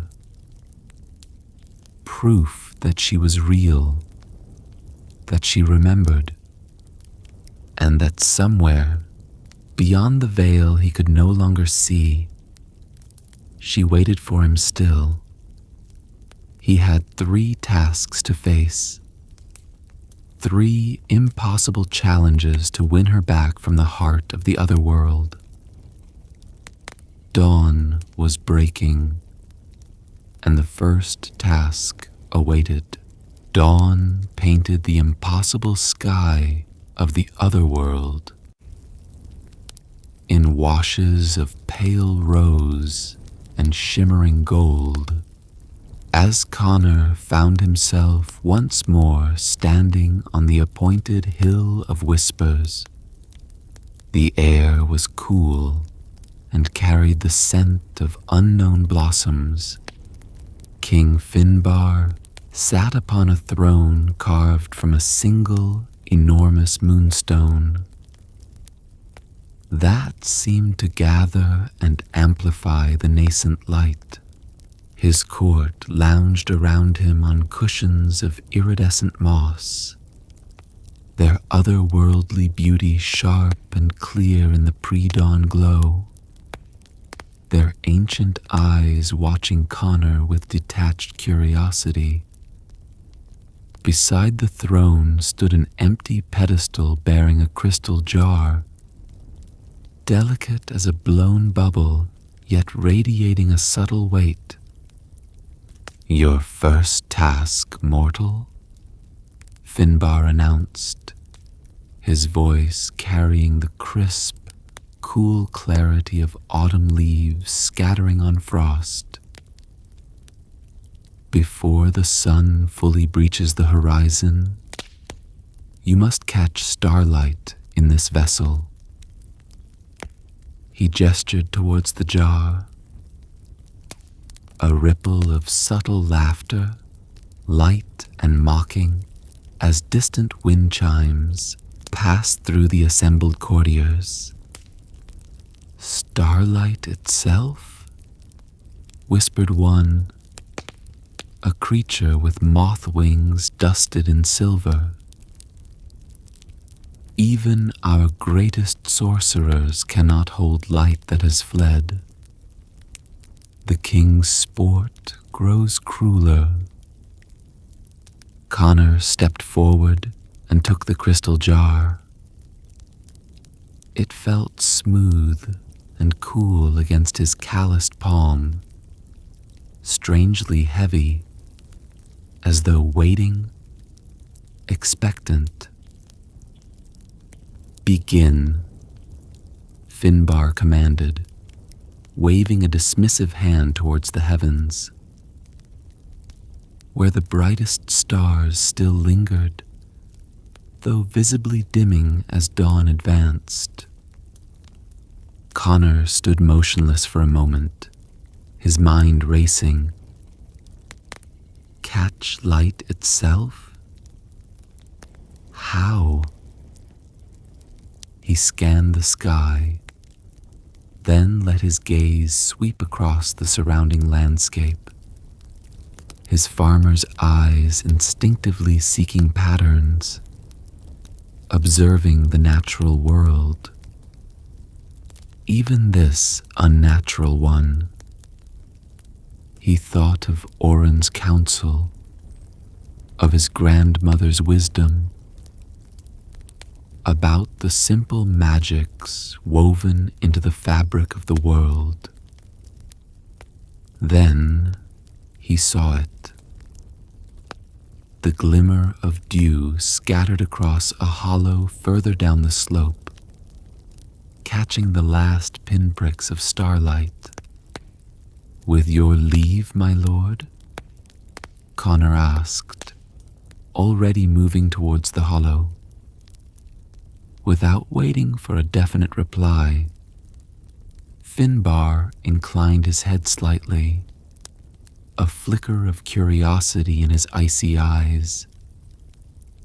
Conor descended swiftly to where the land dipped into a shallow bowl, sheltered from the slight breeze. There, stretched between tall blades of shimmering blue-green grass, hung dozens of intricate spiderwebs, each strand beaded heavily with dew. Every perfect droplet held a tiny, perfect reflection of the fading stars above. "Water catches light," Conor murmured to himself, the simple truth echoing his grandmother's teachings. "And spider silk holds water." With gentle, careful fingers, he collected several of the largest dew-laden webs, the silk surprisingly strong, yet yielding. He placed them carefully inside the crystal jar, the droplets clinging to the intricate strands, refusing to fall or merge. Next, he gathered more dew directly from the wide leaves of strange, ground-hugging plants, letting it slide into the jar until a small, clear pool had formed at the bottom. The eastern horizon was brightening rapidly now, pink and gold bleeding upwards, extinguishing the stars one by one. He had moments left. Conor positioned the jar carefully on a flat rock, angling it precisely towards where the brightest star, perhaps Venus or Sirius reimagined in this realm, still defiantly shone. The water within the jar caught the faint starlight, reflecting it against the crystal walls, multiplying its shimmer. But it wasn't truly caught. The light was merely reflected, It would vanish as soon as the star itself succumbed to the dawn. Then he remembered his mother's pendant, not the protective amulet Oren gave him, but the simple silver one Aileen had fastened around his neck before they left for the festival. A lifetime ago, he pulled it from beneath his tunic, the metal worn smooth by years against his own skin. Polishing it briefly against his sleeve, he carefully placed it into the jar, letting it settle into the pool of dew at the bottom. The effect was immediate and startling. The polished silver caught the dying starlight and seemed to absorb it, hold it. The water acted as a lens, magnifying the captured glow, while the suspended spider silks refracted it into countless tiny rainbows that danced and shimmered against the crystal walls. The jar now glowed softly from within, pulsating with a cool blue-white radiance. Captured starlight, held fast in water and silver and silk, preserved in the fragile moment just before dawn, fully conquered night. With careful steps, Conor climbed back up the hill to where Finnbhear and his court waited. The sun's fiery edge had just broken the horizon, painting the clouds in brilliant orange. But within the jar Conor carried, starlight still danced, luminous and alive. He presented it respectfully to the Fairy King. The task was to catch starlight, Conor said quietly, meeting the king's surprised gaze. Not to hold the stars themselves. Finnbhear took the jar, his long fingers tracing its cool surface. He examined the captured light within, his expression shifting from detached amusement to genuine surprise, perhaps even a touch of reluctant admiration. "Clever mortal," the Fairy King murmured, his voice softer now. "You used the simplest magics, reflection, water, the ephemeral silk of earth creatures, to achieve what my court deemed impossible." Aileen, standing silently near the throne, stepped forward just enough for her eyes to meet Conor's. Though she wore the impassive mask demanded by fairy etiquette, her gaze shone with fierce pride, hope, and a desperate longing that strengthened Conor's resolve. "One task complete," Finnbhear announced, setting the glowing jar upon the pedestal, where it cast pale blue shadows across his perfect features. "Two remain. Return here at midnight, when the moon is highest again. Your second challenge awaits, Iron Bearer."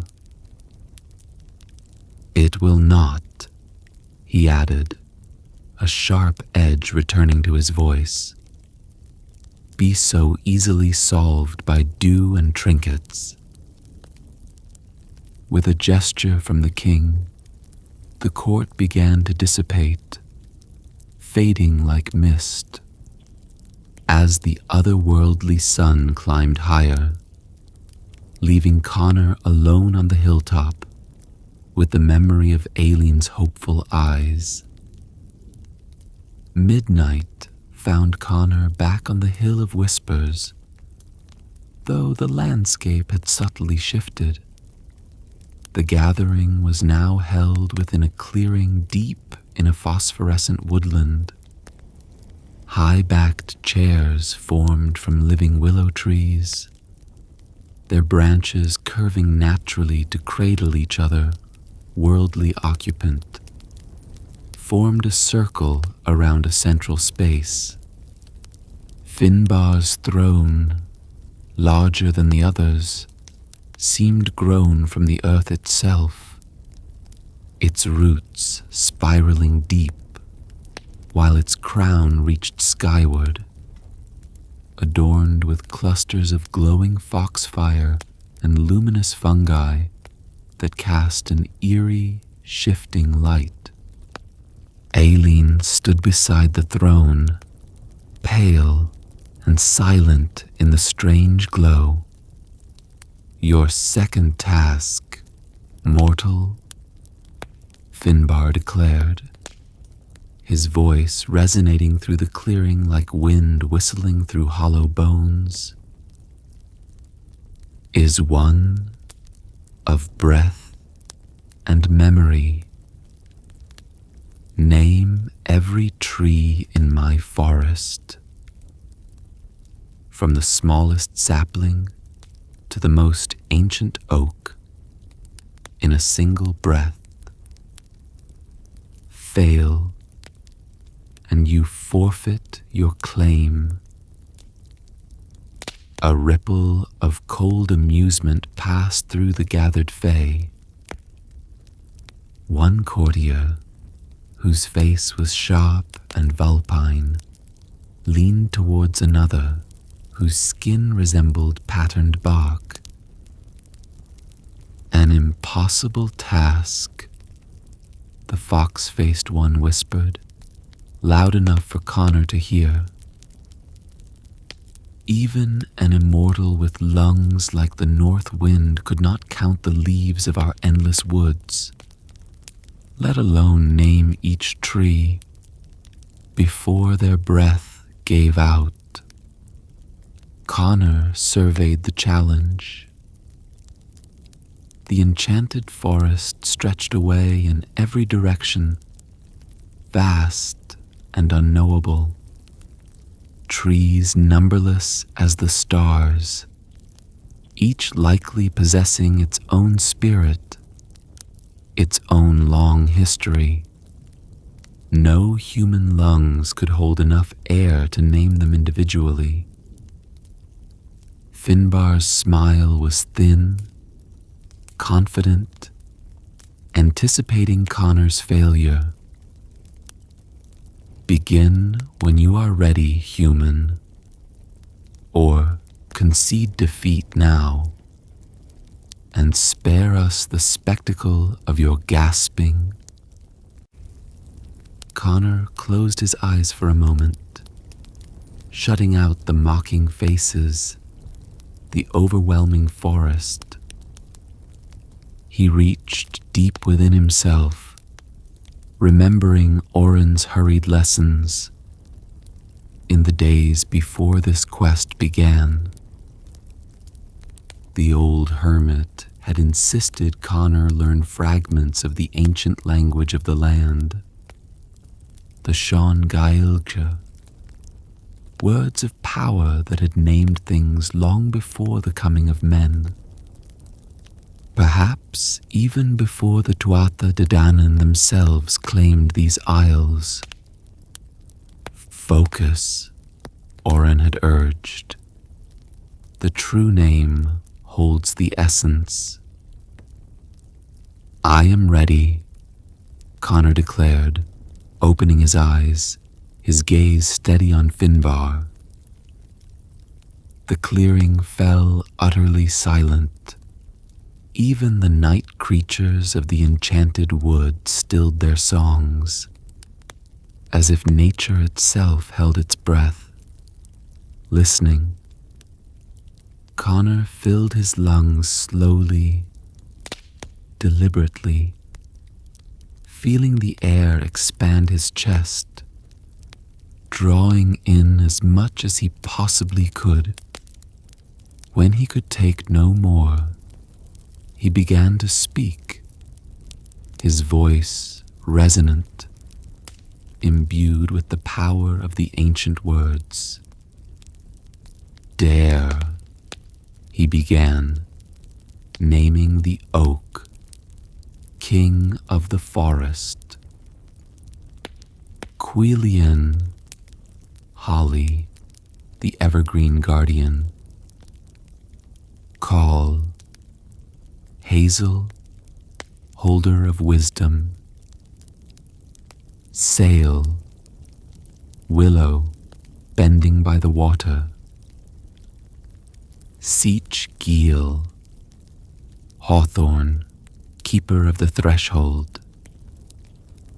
Thea, beech, the ancient witness. Ur, you, bridging life and death. He continued, naming each species he knew, each tree holding significance in the old lore, feeling the power of the names echo in the charged air. He saw Finnbhear's confident smile begin to falter, replaced by a flicker of surprise, perhaps annoyance, that the mortal knew the true names. But Conor knew naming the species alone wouldn't suffice. The challenge was to name every tree. His breath was already half spent, his lungs beginning to burn. Inspiration, born of desperation and love, struck him, recalling Aileen's quiet words about the kinship of all trees, spoken once as they walked beneath the great oak near their lost home. He gathered the last of his air and declared, his voice ringing with conviction, "And all trees that stand here, I name them together as children of earth and sky." He exhaled the last of his air in a rush as the final words left his lips. A profound tremor ran through the forest. The willow chairs seemed to bow inward slightly. The leaves on distant trees rustled, though there was no wind, whispering the collective name back in acknowledgement. Finnbhear stood abruptly, his eyes narrowing dangerously, crackling with displeasure. "Wordplay," he snapped. "You think to trick me with clever phrasing, mortal. You have not named each individual tree as the task required." Before Conor could defend himself, Aileen's voice, soft yet clear and resolute, cut through the tension. "My Lord King," she said, addressing Finnbhear directly, though her eyes flickered towards Conor. "With respect, the task you set was to name every tree in your forest in a single breath. You did not specify how they must be named." A murmur rippled through the court. Several of the Fae nodded slowly. "He has given them their true collective name," stated an ancient Fae, whose beard was woven with living moss. and whose eyes seemed to hold the memory of the world's shaping. In the first tongue, the name acknowledges their dual nature, rooted deep in the earth, yet forever reaching for the sky. It encompasses all. By the oldest laws, it is acceptable. Finnbhear's face darkened like storm clouds gathering over a mountain peak. He glared at Conor, then at Aileen, then at the elder who had spoken. But even the fairy king was bound by the precise wording of his own challenges, and the ancient laws his court upheld. He forced his expression back into cold neutrality. Cleverness will not always save you, mortal, he said tightly. 2 tasks completed. 1 remains. His eyes glittered with malice. And it shall be beyond the reach of any mortal cunning or wordplay. He gestured dismissively. Return to my throne room at dawn. Your final trial awaits. Conor bowed slightly, conserving his strength, meeting the king's glare without flinching. I will meet your challenge tomorrow, King Finnbhear. Aileen stepped forward fractionally, her movements still subtly constrained by the invisible bonds of fairy magic, yet her eyes burned with fierce pride and love. The forest recognizes truth when it is spoken, she said, her words ostensibly addressed to the court, but clearly meant for Conor alone, a reminder of their shared understanding, their connection. Before Conor could respond, Finnbhear gestured sharply, impatiently, and Aileen was drawn back to his side as if by an invisible tether, though her gaze remained locked with her husband's until the woodland court dissolved around them. Into shadow and swirling phosphorescence. Conor stood alone for a moment in the sudden silence of the ordinary forest clearing, touching his fingers to his lips, still feeling the resonance of the ancient words. Dawn again, this time illuminating the vast, crystalline throne room of Finnbhear's palace.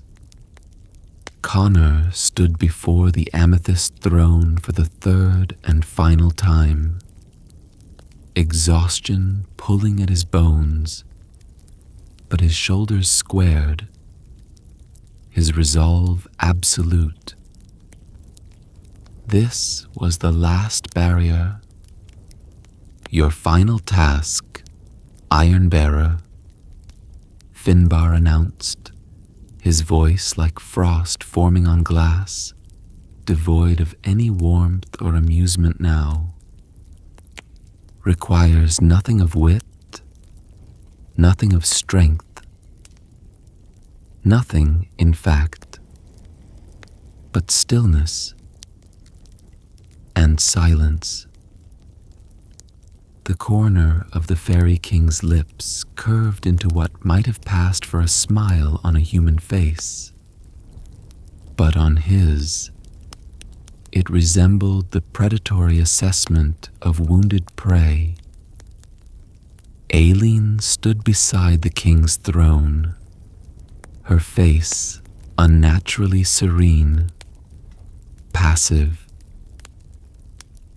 something in her eyes seemed dimmed, veiled, as if her spirit had withdrawn deep inside. It sent a chill through Conor. "Simply remain silent," Finnbhear commanded, his gaze locking onto Conor's. "Utter no sound, no cry, no plea, no matter what you witness. Break the silence, even once, and you fail. You both remain here forever." He leaned forward slightly. "Begin." The air before Conor shimmered, distorting like heat haze rising from summer earth. It parted like a watery curtain, and within the space between one breath and the next, images formed. Not flat illusions projected before him, but vivid, three-dimensional scenes that felt terrifyingly real. Windows into truths, or perhaps cruelest lies. He saw Aileen, laughing with a carefree joy he hadn't seen since before her mother's passing, dancing through Finnbhear's moonlit gardens. Her hair was adorned with living flowers that changed colors with her every graceful movement. Her voice echoed in the vision, though her lips in the throne room hadn't moved. "I have never known such freedom here. The crushing weight of mortal life, the endless toil, all gone." Conor's throat tightened until it ached. He bit the inside of his cheek hard, the sharp tang of blood grounding him in the reality of his own body, anchoring him against the urge to cry out her name, to deny the vision's lie. He remained silent. The vision shifted, melting seamlessly into another. Now, Aileen sat beside Finnbhear at a magnificent feast, the table laden with fruits that glowed from within, meats that steamed without fire, and wines that spiraled impossibly upward from goblets carved of emerald and sapphire. "You are so kind, my lord," Vision Aileen said, her fingers casually intertwined with Finnbhear's long, elegant ones, a gesture that sent a shard of ice through Conor's heart. "So generous to rescue me from that dull half-life I endured. The mortal world is so gray, so limited in comparison." A muscle jumped violently in Conor's jaw. He clenched his fists at his sides, nails digging painful crescents into his palms. The court watched him, their ancient eyes gleaming like predatory animals in firelight, waiting, anticipating the moment his human resolve would inevitably shatter. He focused on his breathing, forcing it slow and even. Still, he remained silent. The scene changed again. Now, Aileen stood at the edge of a crystal pool, gazing at her reflection. Her simple linen dress was gone, replaced by shimmering fairy silk that flowed like water around her form. Finnbhear approached from behind, placing his hands gently on her shoulders. Vision Aileen leaned back against the fairy king, tilting her head to look up at him with adoration. "I see now," she whispered, her voice filled with enchantment. "I've always belonged here, with you. This is my true home." As she spoke, something flickered across her face in the vision. A moment's hesitation, a shadow of doubt, a fleeting tightness around her eyes. So brief, Conor might have missed it had he not spent years memorizing every subtle shift in his wife's expression.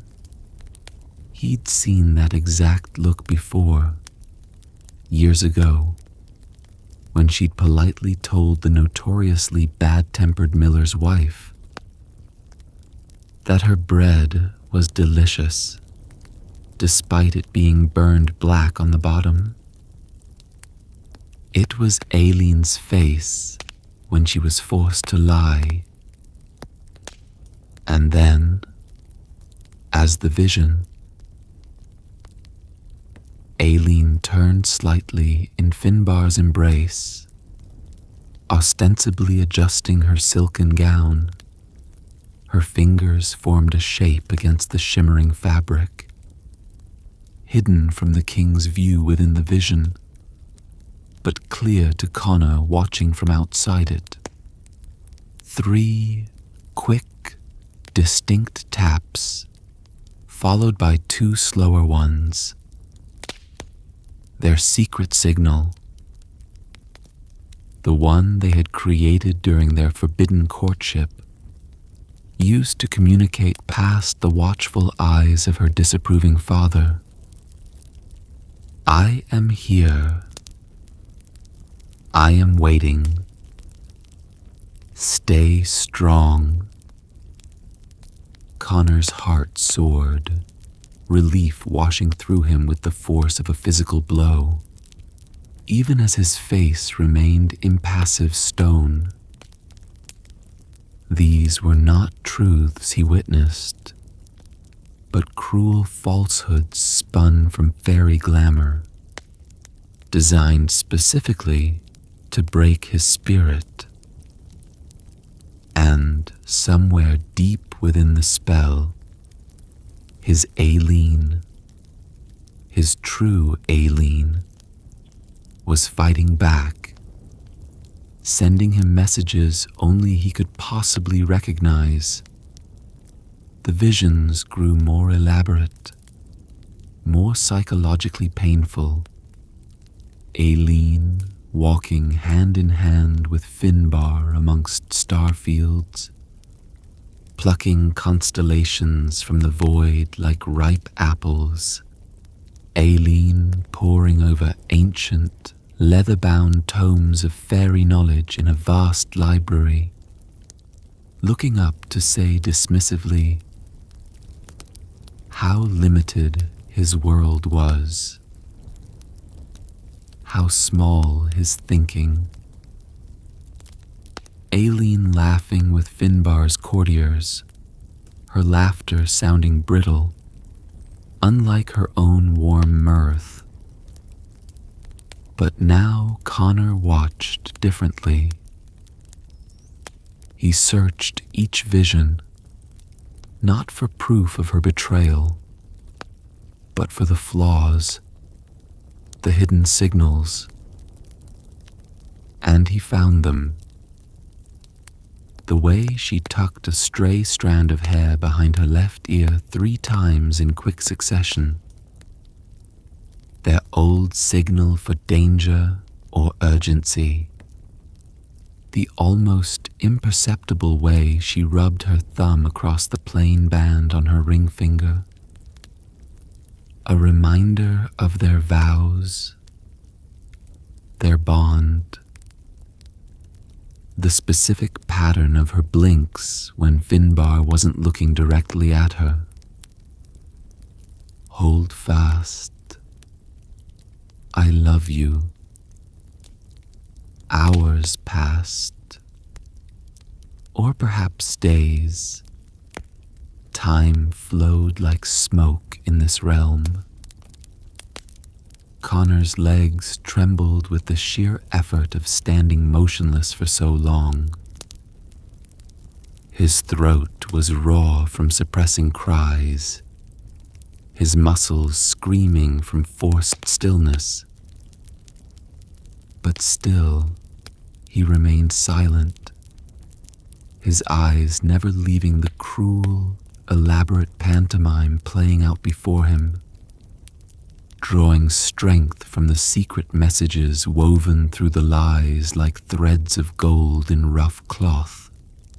Finally, as a climactic vision showed Aileen kneeling willingly before Finnbhear, accepting a crown woven of twisted black thorns and midnight blossoms from the king's outstretched hands, a symbol of her final surrender to his realm. Finnbhear rose abruptly from his throne. His face was a mask of cold fury and thwarted expectation. He had expected tears, cries, pleas, a satisfying display of mortal weakness. He had received only silent defiance. Enough, the Fairy King declared, his voice sharp with frustration, cutting through the hole like a whip crack. With an impatient gesture, the visions dissolved, shimmering away into nothingness like mist under a harsh sun. The spell holding the real Aileen captive seemed to snap. The veiled, serene look vanished from her face, replaced by exhaustion and relief.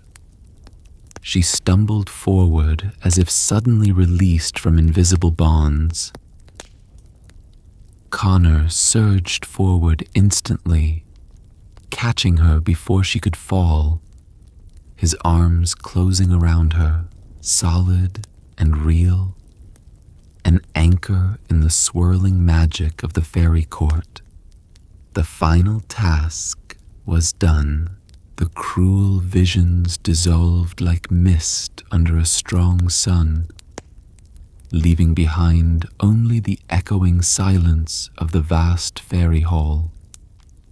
As the enchantment binding Aileen loosened, she stumbled forward, her eyes clearing, focusing on Conor with dawning comprehension and overwhelming relief.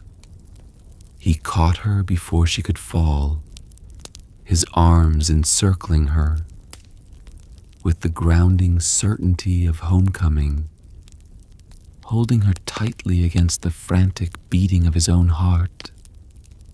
3 tasks completed, Finnbhear acknowledged from his throne. His voice was flat, betraying none of the cold fury that flickered deep within his ancient eyes. The court stirred restlessly, a low murmur of disappointment rippling through the assembled fae. They had been denied the spectacle of a broken mortal heart. By our own ancient laws I helped weave at the dawn of ages, I am bound. Aileen's fingers gripped Conor's tunic, her body trembling against his. The warmth of him a stark contrast to the cool perfection of the Otherworld. You saw through them, she whispered, her voice thick with emotion. the illusions. You knew they weren't real. You knew it wasn't me. I would know you in any world, in any form, he murmured back, his lips brushing her hair, inhaling the faint, familiar scent of lavender beneath the strange, otherworldly perfume she now wore. No glamour, no matter how skillfully crafted, could capture the truth of you, Aileen. Finnbhear rose slowly, descending the amethyst steps once more, his regal presence commanding the attention of every being in the hall. He stopped before the reunited couple, his expression unreadable, a mask of timeless beauty and power. You have succeeded, mortal, he said to Conor, his voice resonating with reluctant respect. Against all reason, against all expectation, you navigated the perils of my realm, resisted its temptations, and solved riddles designed to break far greater minds than yours. He paused, his gaze shifting between them. But the balance must always be maintained. The Otherworld does not relinquish its treasures lightly, even when compelled by law. Aileen looked up, sensing the shift in the king's tone, the bargain yet to come. I find myself intrigued, Finnbhear continued, circling them slowly, by this mortal bond you share, this love. You speak of it as though it were the greatest power in all the realms. He gestured expansively at the splendor around them. The glittering halls, the immortal courtiers, the timeless beauty. We have pleasures here that last millennia, joys that never dim, beauty that never fades. Why cling so fiercely to something as fragile, as fleeting as mortal affection? What value has something that inevitably withers and dies? Conor held Aileen closer, feeling her strength returning, flowing back into her, now that the illusions were broken. It's precisely because it's fragile that it matters, King Finnbhear, he replied, his voice quiet but firm, carrying clearly in the vast hall. Each moment we have is precious because we know it cannot last forever. Finnbhear laughed, the sound like wind chimes in a harsh winter frost. A curious philosophy, to value the ending more than the experience. Not the ending, Conor corrected gently. The knowing. We mortals feel the seconds passing like heartbeats. Each breath is a gift that will someday cease. We learn to cherish the light because we know the darkness inevitably comes. He looked directly at the fairy king, whose ageless face held a flicker of something unreadable, Have you ever truly savored something, knowing, truly knowing, it might be your very last taste of it? That intensity, that is a mortal gift. Aileen stepped slightly forward, her hand still linked tightly with Conor's. My lord, she addressed Finnbhear, her voice regaining its familiar warmth, though underscored with the strange resonance she'd acquired. In your halls, 100 years might pass like a single night of revelry, forgotten in the next. But in that same 100 years, I would live an entire life with this man. Her gaze softened as she looked at Conor. I would feel joy that makes the heart ache, and sorrow that carves deep lines. I would plant gardens, knowing I might not live to see them fully bloom. I might bring children into the world, knowing someday I must leave them behind. It is a life woven of beginnings and endings, of gains and losses. And that? Finnbhear asked, genuine, almost childlike bewilderment touching his ancient features. That is better than eternity?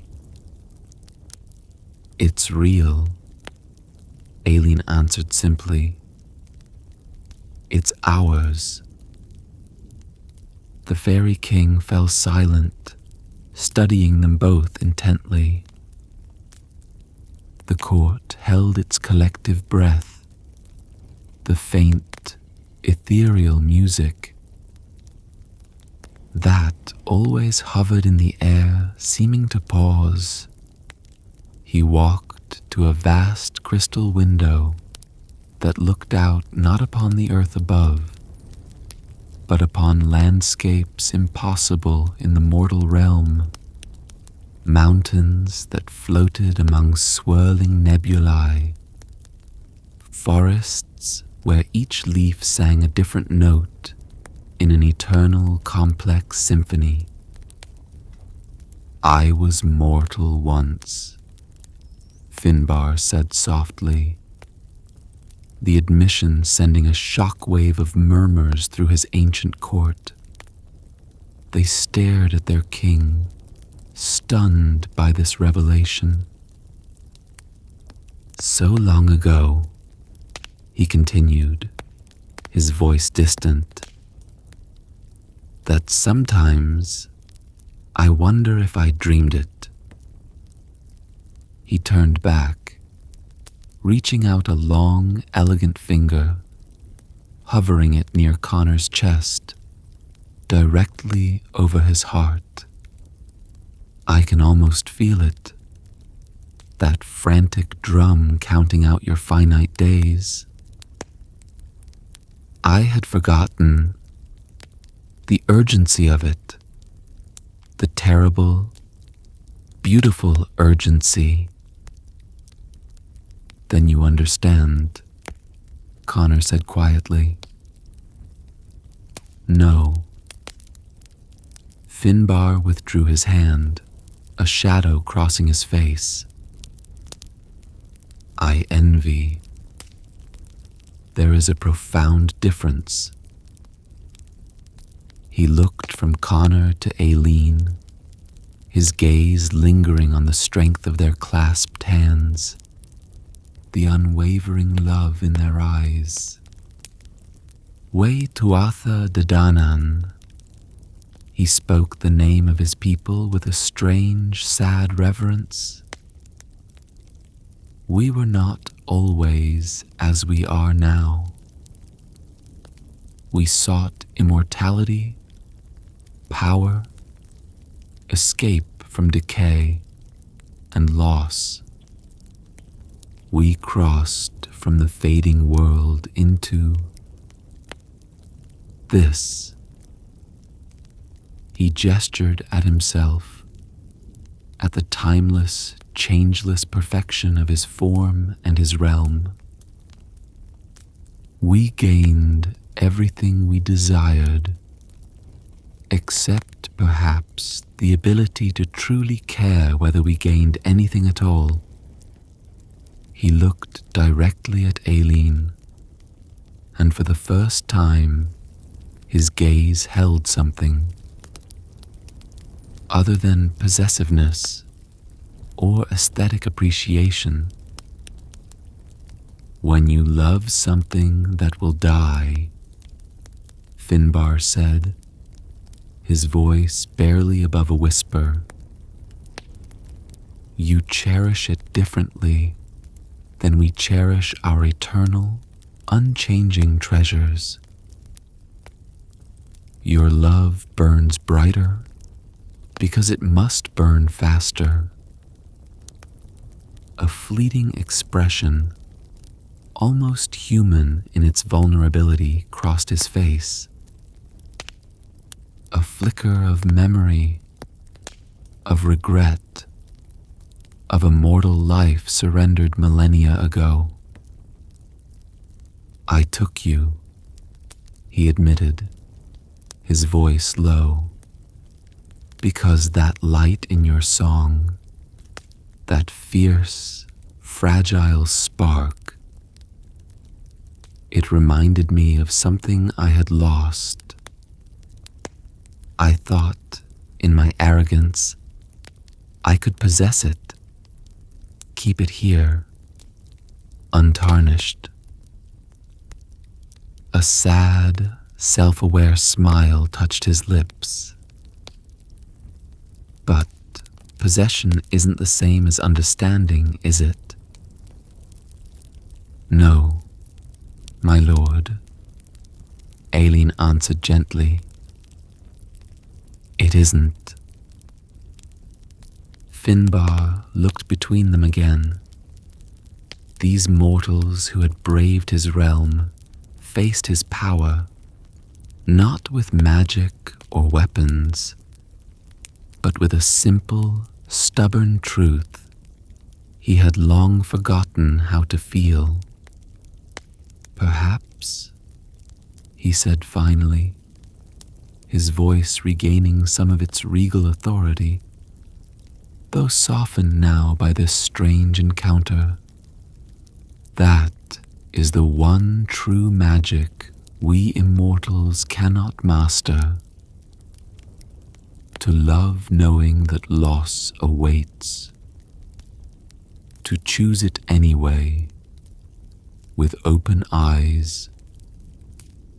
He raised his hand, not in command, but in acceptance. The air around Conor and Aileen shimmered, the solid-seeming walls of the fairy hall, growing thin, translucent. Through them, Conor could glimpse the familiar green of earthly hills, bathed in the ordinary light of a new day. The boundary between worlds grew weak, pliant. Go, Finnbhear said, his voice softer now. Return to your brief, precious lives together. As they turned, hand clasped tightly, ready to step across the threshold, he added, his voice meant only for them, carrying across the sudden quiet.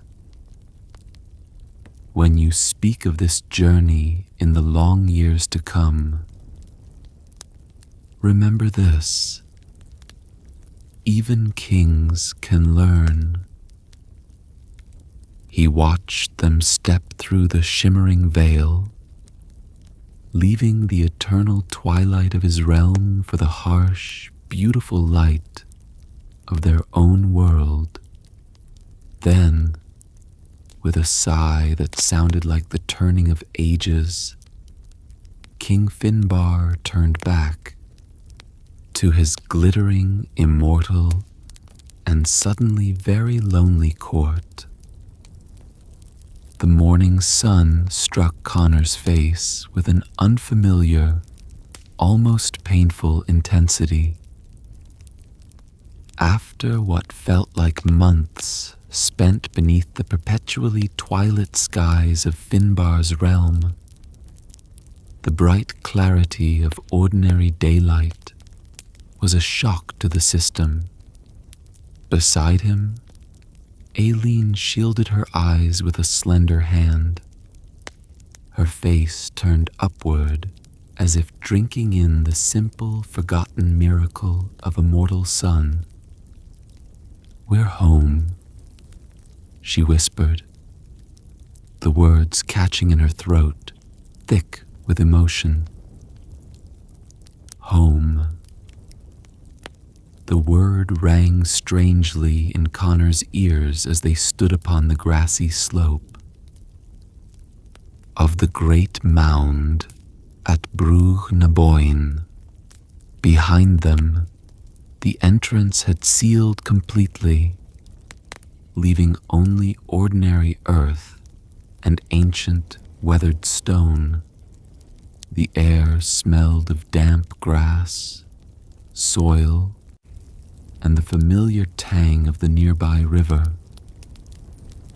Mundane scents that felt overwhelmingly real after the exotic perfumes of the Otherworld. Around them, the fields and forests of the Boyne Valley looked both achingly familiar and subtly, disconcertingly wrong, like a memory recalled imperfectly after a long absence.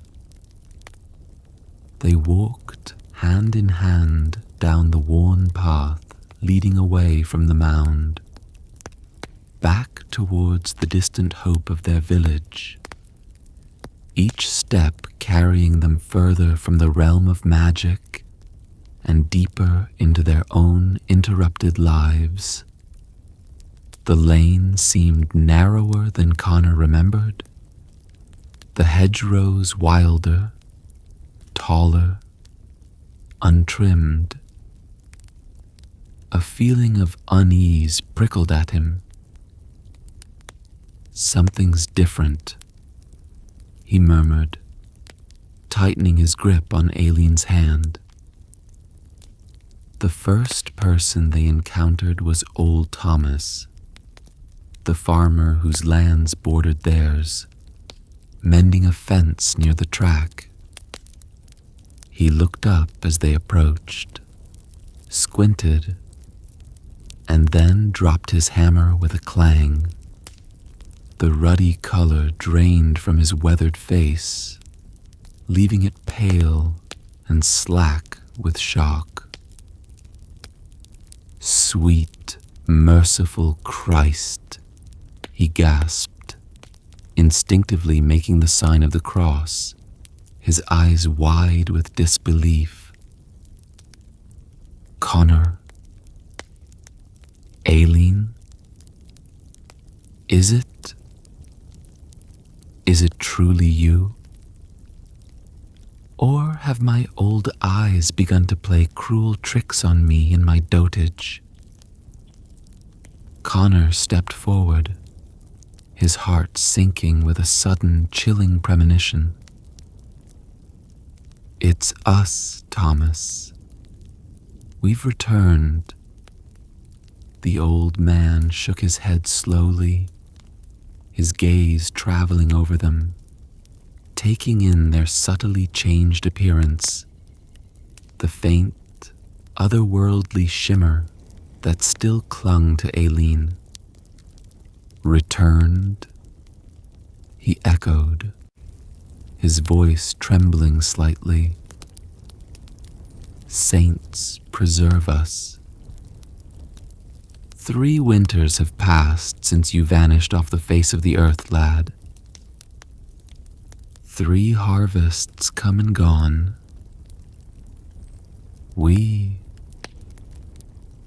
thought you both dead, taken by sickness, or wolves out of the forest, or... He hesitated, glancing nervously towards the ancient mound behind them. Or worse. 3 years? Aileen's voice was barely audible, the blood draining from her own face now.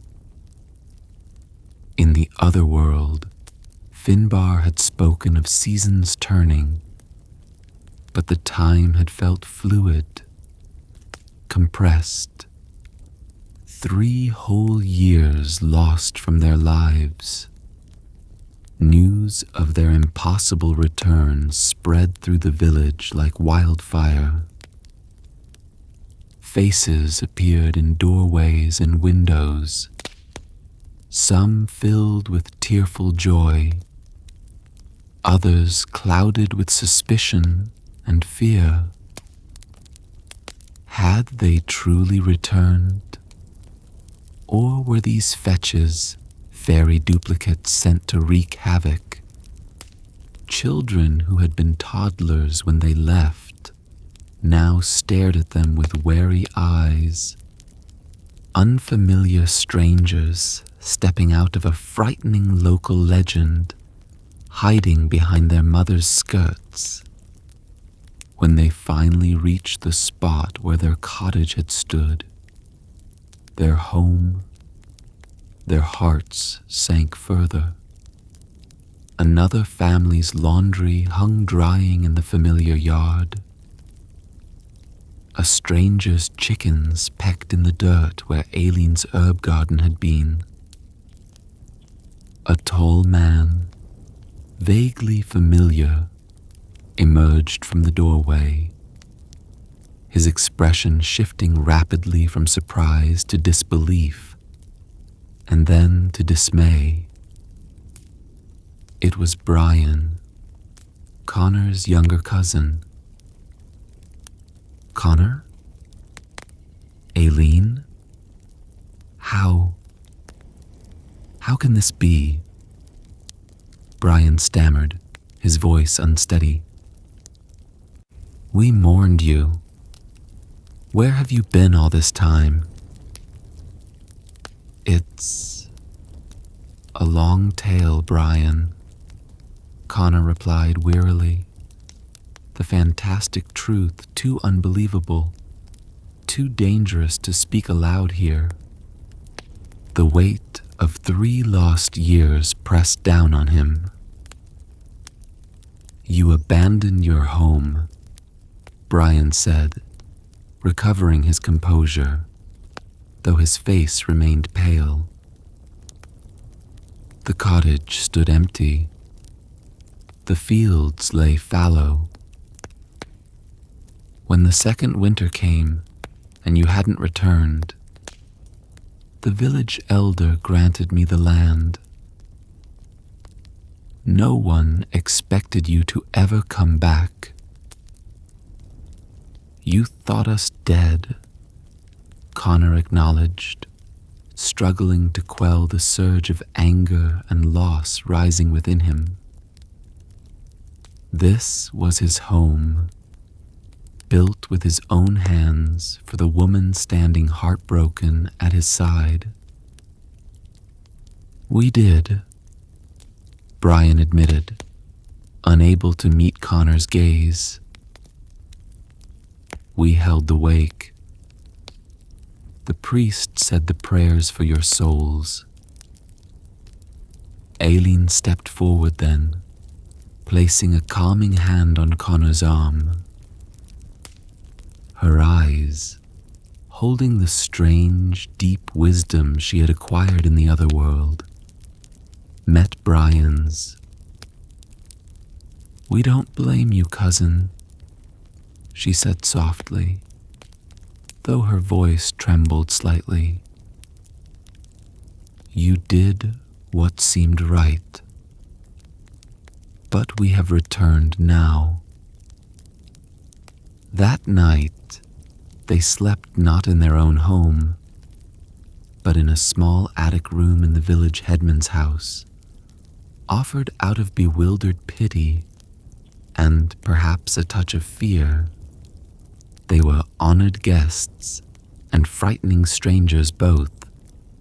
In the darkness, with only the silver moonlight spilling through the small window, Aileen curled against Conor's chest, seeking comfort and anchor in his familiar presence. "Everything's changed," she whispered into the quiet. "Our friends have aged. Children have grown tall. It feels as if we've stepped out of our lives and into someone else's story." Conor stroked her hair, still copper, but threaded now with faint, almost invisible strands of fairy silver that caught the moonlight. "We'll rebuild," he promised, his voice low but firm. "We can build a new cottage, higher up the slope perhaps, clear new fields."